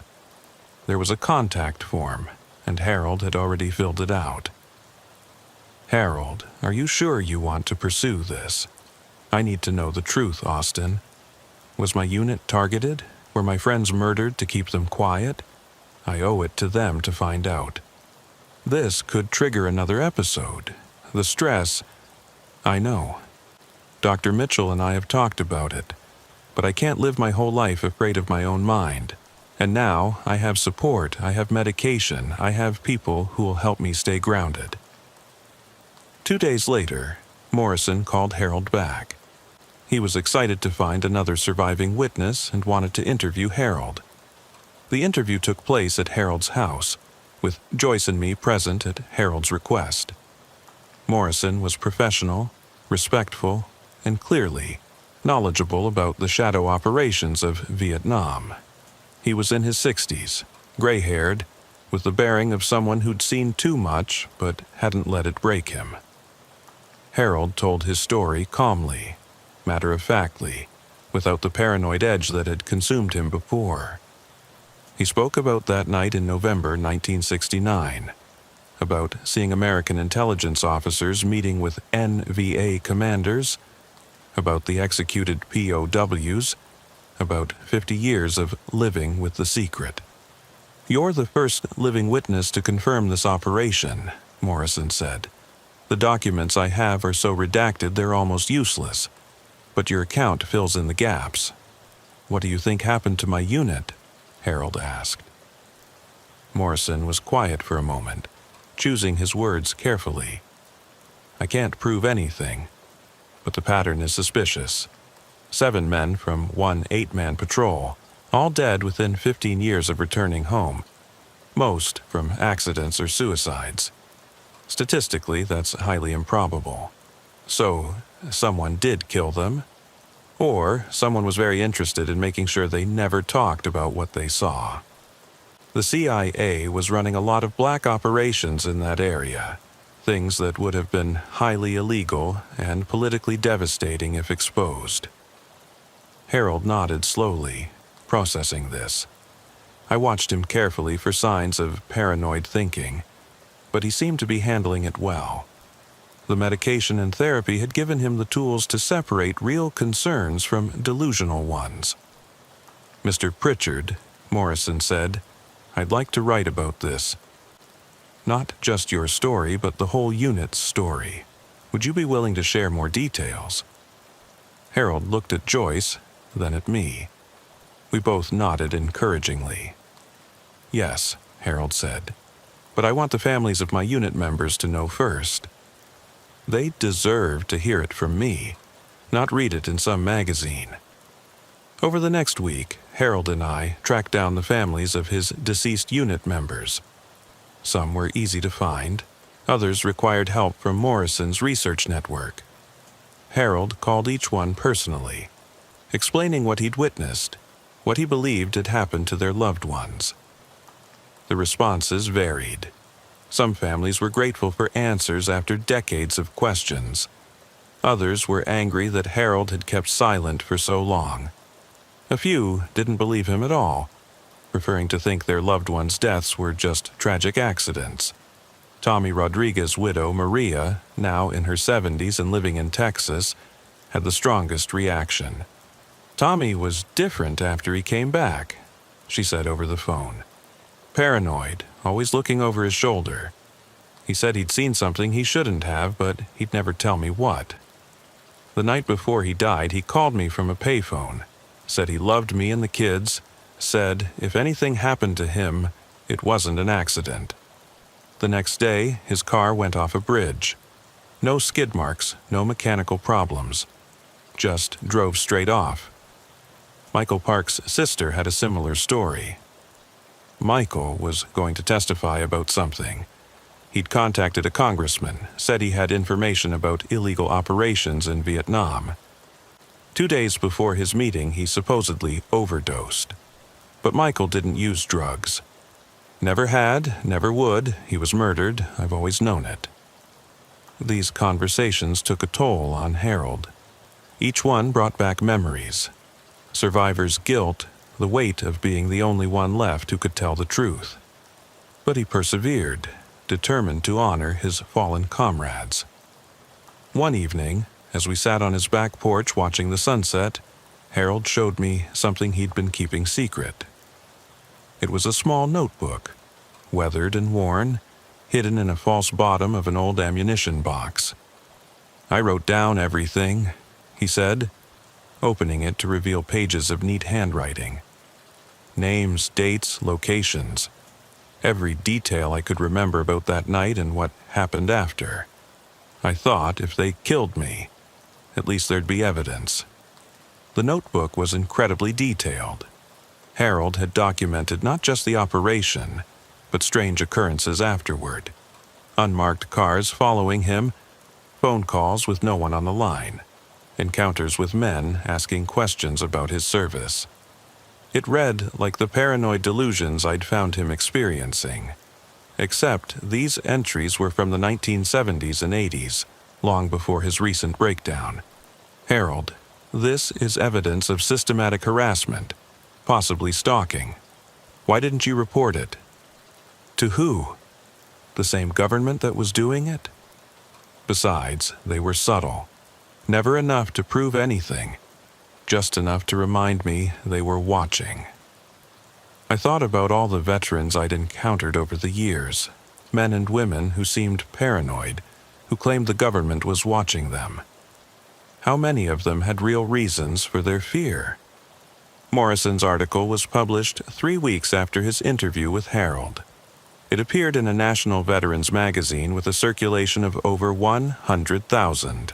The headline read, "The Last Witness, a Vietnam Veteran's 50-Year Secret." The response was immediate and overwhelming. Harold's phone, Joyce had finally convinced him to get one, rang constantly. Other veterans wanted to share similar stories. Journalists wanted follow-ups, and surprisingly, a lawyer from Washington, D.C. wanted to discuss potential legal action. The lawyer's name was Patricia Lawson, and she specialized in government accountability cases.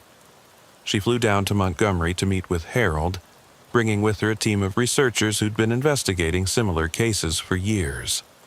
"Mr. Pritchard," Lawson said as we sat in Harold's living room, "what happened to your unit wasn't an isolated incident. We've documented at least 12 similar cases, units that witnessed classified operations, followed by suspicious deaths of unit members. Yours is the first where we have a living witness willing to testify." "Testify?" Harold asked nervously. "In court?" "Potentially. We could file a civil suit against the CIA and other agencies involved. Wrongful death for your unit members, conspiracy to commit murder, violation of civil rights. The statute of limitations is complex for cases like this, but there are exceptions for ongoing conspiracies and cover-ups." Harold was quiet for a long moment. I could see him weighing the options, the potential danger against the possibility of justice. "What would I need to do?" "First, we'd need all your documentation. The notebook you've kept, any photographs, letters, anything that corroborates your account. Then we'd file in federal court, probably in the District of Columbia. It would be a long process, possibly years, and you'd likely face intense scrutiny, possibly harassment." "I've faced that for 50 years already," Harold said. "What's a few more?" But then he paused, looking at Joyce. She'd become such an important part of his life, his anchor to normalcy. "This would affect you too," he said to her. "They might come after you to get to me." Joyce took his hand, her expression determined. "Harold Pritchard, I've been your neighbor for 20 years. I've seen you at your worst and helped bring you back. I'm not abandoning you now." I felt I had to interject with a warning. "Harold, if you do this, if you file this lawsuit, you're painting a target on your back. The paranoia you experienced might become justified. Are you prepared for that?" "Austin, I spent 2 weeks barricaded in my bedroom, terrified of shadows. I nearly died from fear.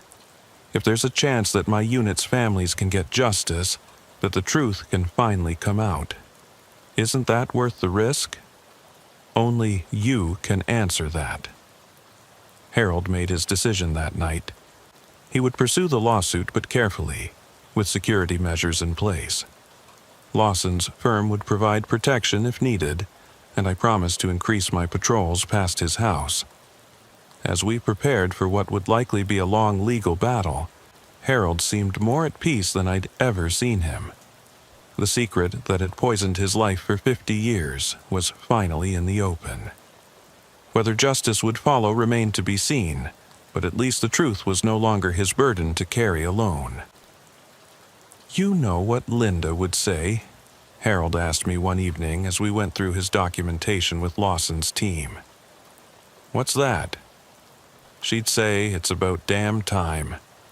She always knew I was carrying something heavy, always encouraged me to let it go.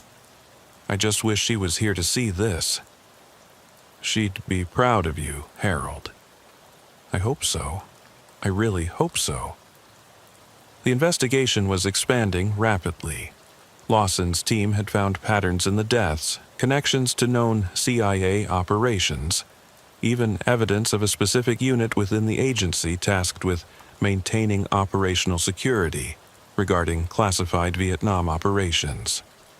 Harold's testimony would be crucial, but it was dangerous territory we were entering. As autumn turned toward winter, as the leaves fell and the nights grew longer, Harold prepared for the biggest battle of his life.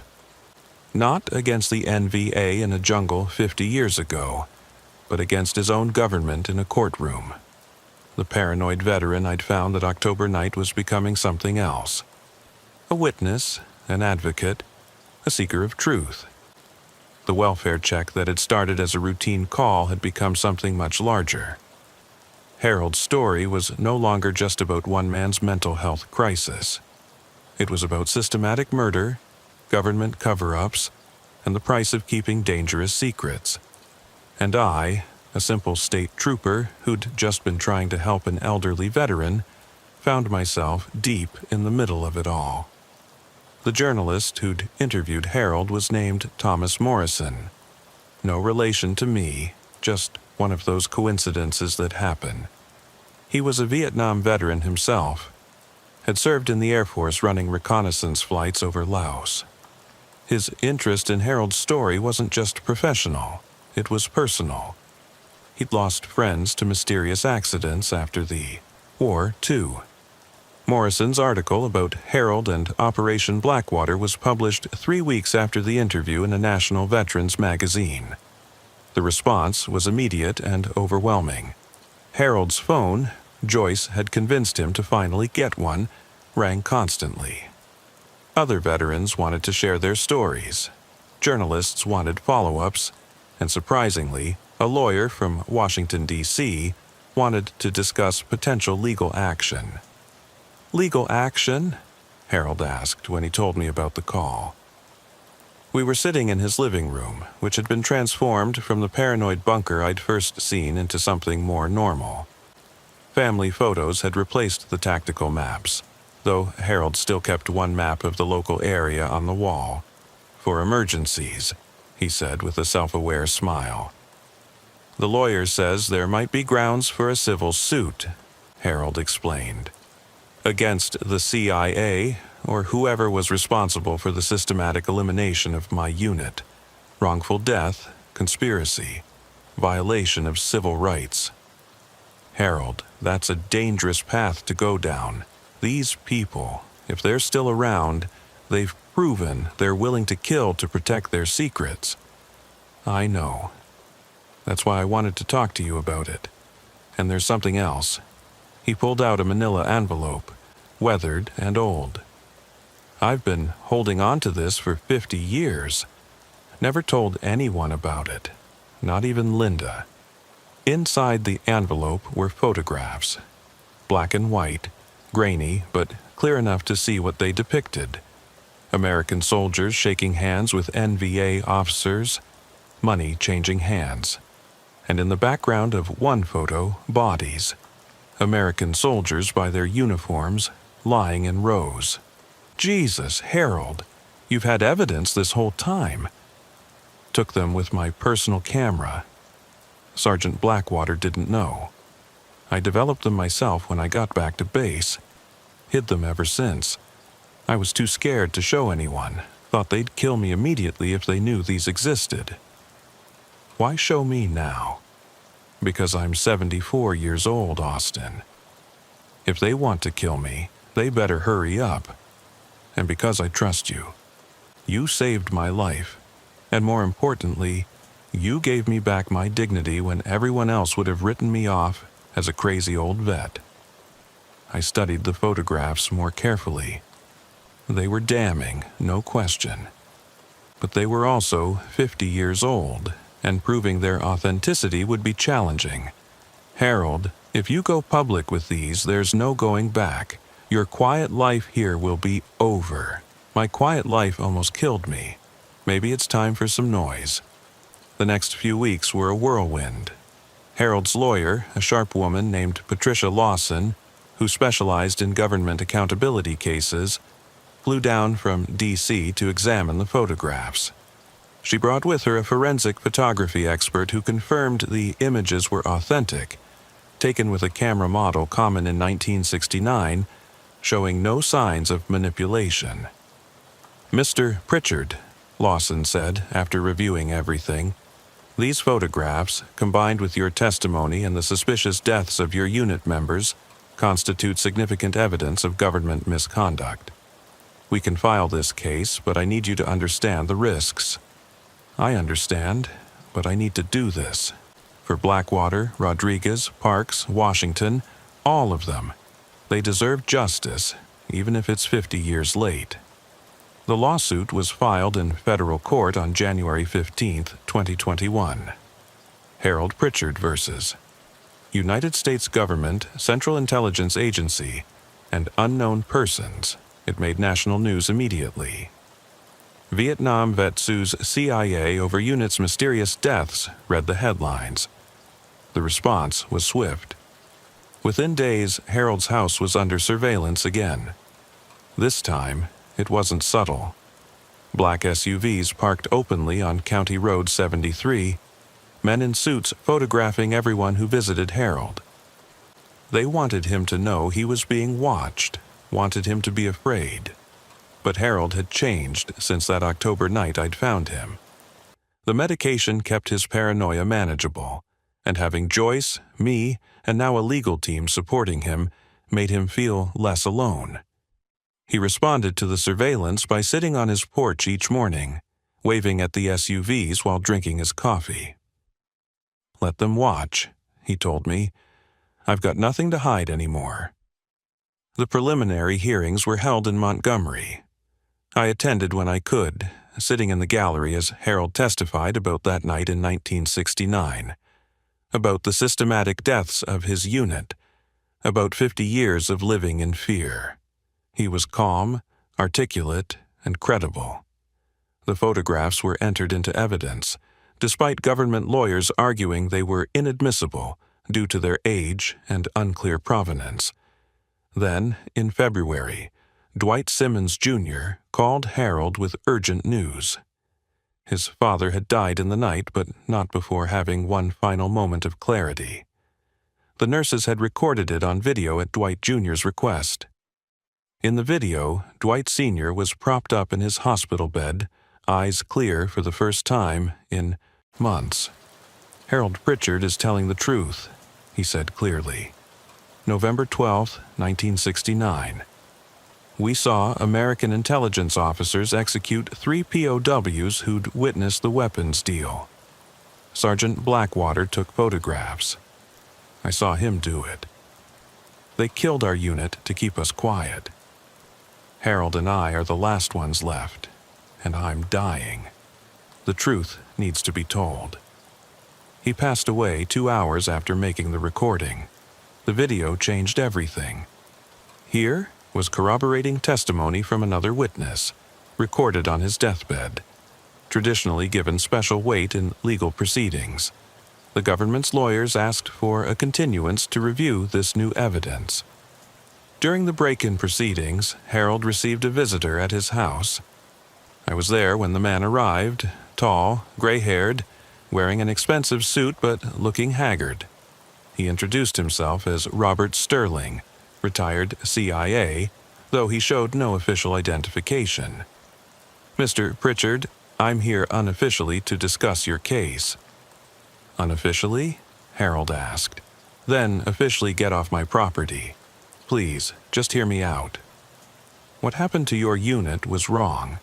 It was a different time, different rules, but it was still wrong. The men responsible are all dead now. Natural causes mostly. There's no one left to punish." "Then why are you here?" Sterling sighed, suddenly looking much older. "Because the secrets you're exposing go beyond your unit.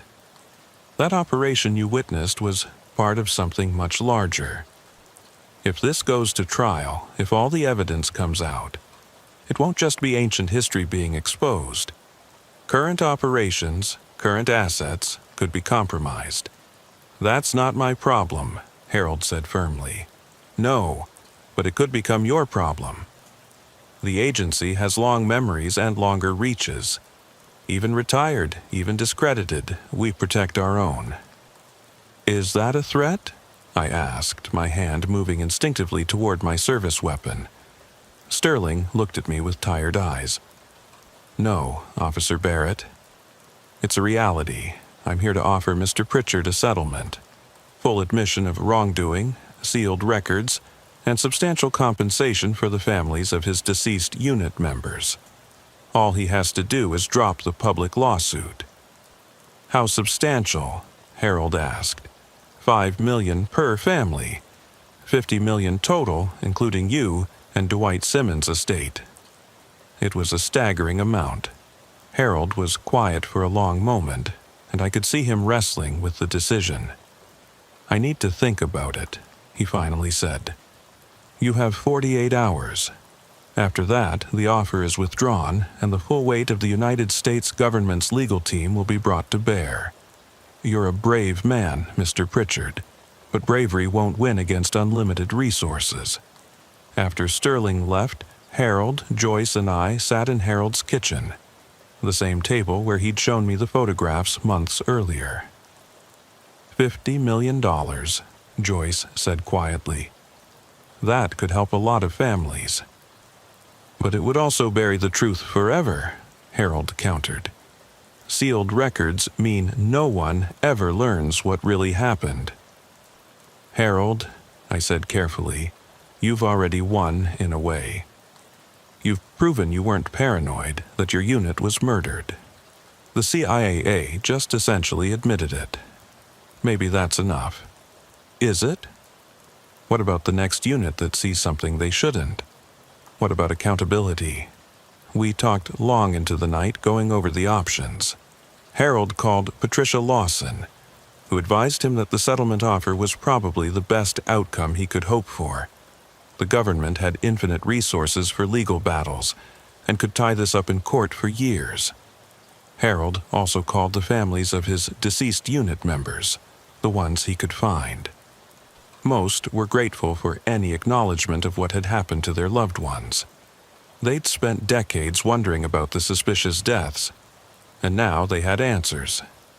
Rodriguez's widow, now in her 70s, cried when Harold told her about the settlement offer.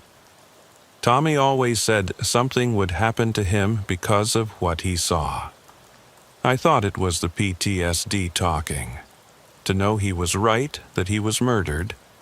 It doesn't bring him back, but at least I know. In the end, it was Dwight Jr. who helped Harold make his decision. "My father spent his last years in terror and confusion," he said when Harold called him. But in his final moment he found clarity and courage to tell the truth. That video, his testimony, that's his legacy. The money would help, yes. But having his story officially acknowledged, even in sealed records, that matters more. Harold made his decision. He would accept the settlement, but with conditions. The records would be sealed for 25 years, not permanently. After that, they would be released to the National Archives. The truth would eventually come out, just not immediately. The government agreed, probably figuring that in 25 years anyone who might be implicated would be long dead. Officer checking on a welfare case. Harold had become something of a local celebrity, the veteran who'd stood up to the CIA and won. People would stop him at the grocery store to shake his hand, to thank him for his service and his courage. But the stress of everything had taken its toll. In June 2021, Harold had a mild heart attack. I was actually on patrol nearby when the call came in and was first on scene. I found him conscious but in pain, Joyce already by his side. "Guess my heart couldn't take any more excitement," he said weakly as I helped the paramedics load him onto the stretcher. He recovered, but the doctor was clear. He needed to avoid stress, take it easy. Harold laughed at that. "Doc, I spent 50 years stressed about keeping a secret, then a year stressed about revealing it. I don't think I know how to not be stressed." But he tried. He took up gardening, growing tomatoes and peppers in raised beds he built himself. He taught Joyce how to play chess, something Linda had taught him years ago. He even got a dog, a calm old Labrador from the shelter he named Buck after Sergeant Blackwater. "He deserves to be remembered for more than how he died," Harold explained. In October 2021, exactly 1 year after I'd found him in crisis, Harold organized a memorial service for his unit. It was held at the Veterans Cemetery in Montgomery, with a marker placed for each member who'd died. The families came, some meeting for the first time, sharing stories about their loved ones. Morrison, the journalist, attended and wrote a follow-up article about the service. This time, the focus wasn't on the conspiracy or the deaths, but on the lives these men had lived, the families they'd left behind, the price of keeping dangerous secrets. I gave a short speech at Harold's request, talking about the night I'd found him and the journey he'd taken since then. Harold Pritchard taught me that paranoia and vigilance are separated by a thin line, I said. That trauma doesn't diminish with time unless it's addressed, and that sometimes the bravest thing a person can do is ask for help. The years that followed were good ones for Harold. The heart attack had been a wake-up call, and he took better care of himself. He traveled some, visiting the Vietnam Memorial in Washington, where he left photos of his unit at the wall. He reconnected with distant relatives, building family connections he'd avoided for decades. Joyce and Harold grew closer, their relationship evolving from concerned neighbors to best friends to something more. They never married. "At our age, why complicate things?" Harold said. But they were partners in every way that mattered. In 2023, Harold's health began declining more seriously. His heart was weakening, and his kidneys were starting to fail. He was in and out of the hospital, but remained mentally sharp and emotionally stable. The PTSD that had nearly killed him never fully returned, held at bay by medication, therapy, and the support system he'd built. During one of his hospital stays, he asked me to bring him something from his house, a sealed envelope from his desk drawer. Inside was a letter addressed to me. "Not to read now," he said, "or after. But I wanted to make sure you got it." On a cool October morning in 2024, almost exactly 4 years after that welfare check, Joyce called me. Harold had passed peacefully in his sleep, Buck the dog by his side. He was 78 years old. His funeral was held at the same Baptist church where he and Linda had been married. The place was packed. Veterans, neighbors, the families of his unit members, people whose lives he'd touched in his final years. Morrison gave a eulogy about Harold's courage in exposing the truth. Joyce spoke about his kindness and resilience. Dwight Jr. read his father's final testimony, officially entering it into the public record. I read the letter Harold had left me. "Austin, if you're reading this, then I'm gone. Hopefully, peacefully, and not barricaded in my bedroom thinking the communists are coming through the walls. I wanted to thank you, one more time for that night in October 2020. You saved my life, but more than that, you saved my soul. I spent 50 years as a prisoner of my own mind, afraid of shadows both real and imagined. You helped me see that while the danger was real, it didn't have to define my life. You treated me with dignity when I had none left, with patience when I deserved frustration, with kindness when the world had been cruel. The truth about Operation Blackwater will come out eventually. The sealed records will be opened, and people will know what happened. But that's not my legacy. My legacy is the lesson that it's never too late to get help, never too late to tell the truth, never too late to find peace. Take care of Joyce for me. She's tougher than she looks, but she'll miss having someone to fuss over. Keep doing what you do, Austin. Every welfare check, every traffic stop, Chess set with a note. He'd want you to have this. Teach your children. Tell them about the importance of making the right move, even when you're afraid. I still patrol County Road 73, though I'm getting close to retirement myself now. Harold's house has new owners, a young family who doesn't know the full story of what happened there. But sometimes, when I drive past at night and see the porch light on, I remember that October evening when I responded to a welfare check that became so much more. The Alabama countryside hasn't changed much. The same winding roads, the same thick forests, the same isolated houses where people go to escape or hide. But I see it differently now. Behind every door might be a Harold Pritchard, someone struggling with demons, keeping dangerous secrets, fighting battles that started decades ago. I train new troopers now, and I always tell them about Harold. Not the classified details, not the conspiracy, but the human story. The story of a veteran whose paranoia was rooted in reality, whose fear was both protective and destructive, who needed help but was too proud to ask for it until it almost killed him. Every welfare check matters, I tell them.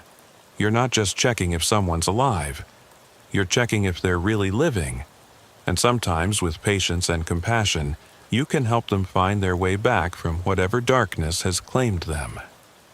Last month, the Department of Defense quietly announced a review of all suspicious deaths among Vietnam veterans between 1970 and 1990. Harold's case, though sealed, had triggered something. Perhaps in time, other families will get answers about their loved ones' mysterious deaths. Thomas Morrison wrote a book about Operation Blackwater and its aftermath. He dedicated it to Harold and his unit, calling them the men who kept a terrible secret until it destroyed them, and the one who survived to tell the truth. Dr. Mitchell, Harold's psychiatrist from the VA, still uses Harold's case in his teaching, with identifying details removed. It shows that paranoia doesn't exist in a vacuum, he tells his students. Sometimes it's an extreme response to real trauma and real danger. Our job isn't to dismiss it, but to help patients separate the real from the imagined and cope with both. The support group Harold attended created an annual award in his name, given to the veteran who shows the most courage in confronting their trauma. The first recipient said in his acceptance speech, "Harold Pritchard showed us that you can be paranoid and still be right, that you can be afraid and still be brave, that you can be broken and still be whole." As I write this final report, sitting in the same diner where Harold and I used to meet for coffee, I'm struck by how one welfare check changed so many lives. Harold's story touched hundreds of people.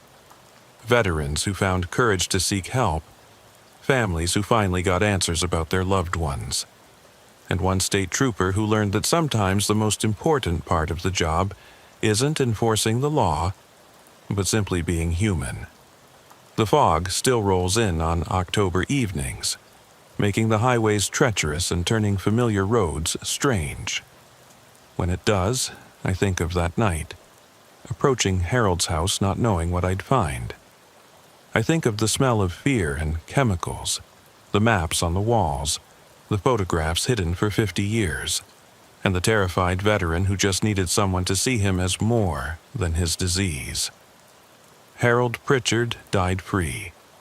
Free from the paranoia that had imprisoned him. Free from the secrets that had poisoned him. Free from the fear that had isolated him.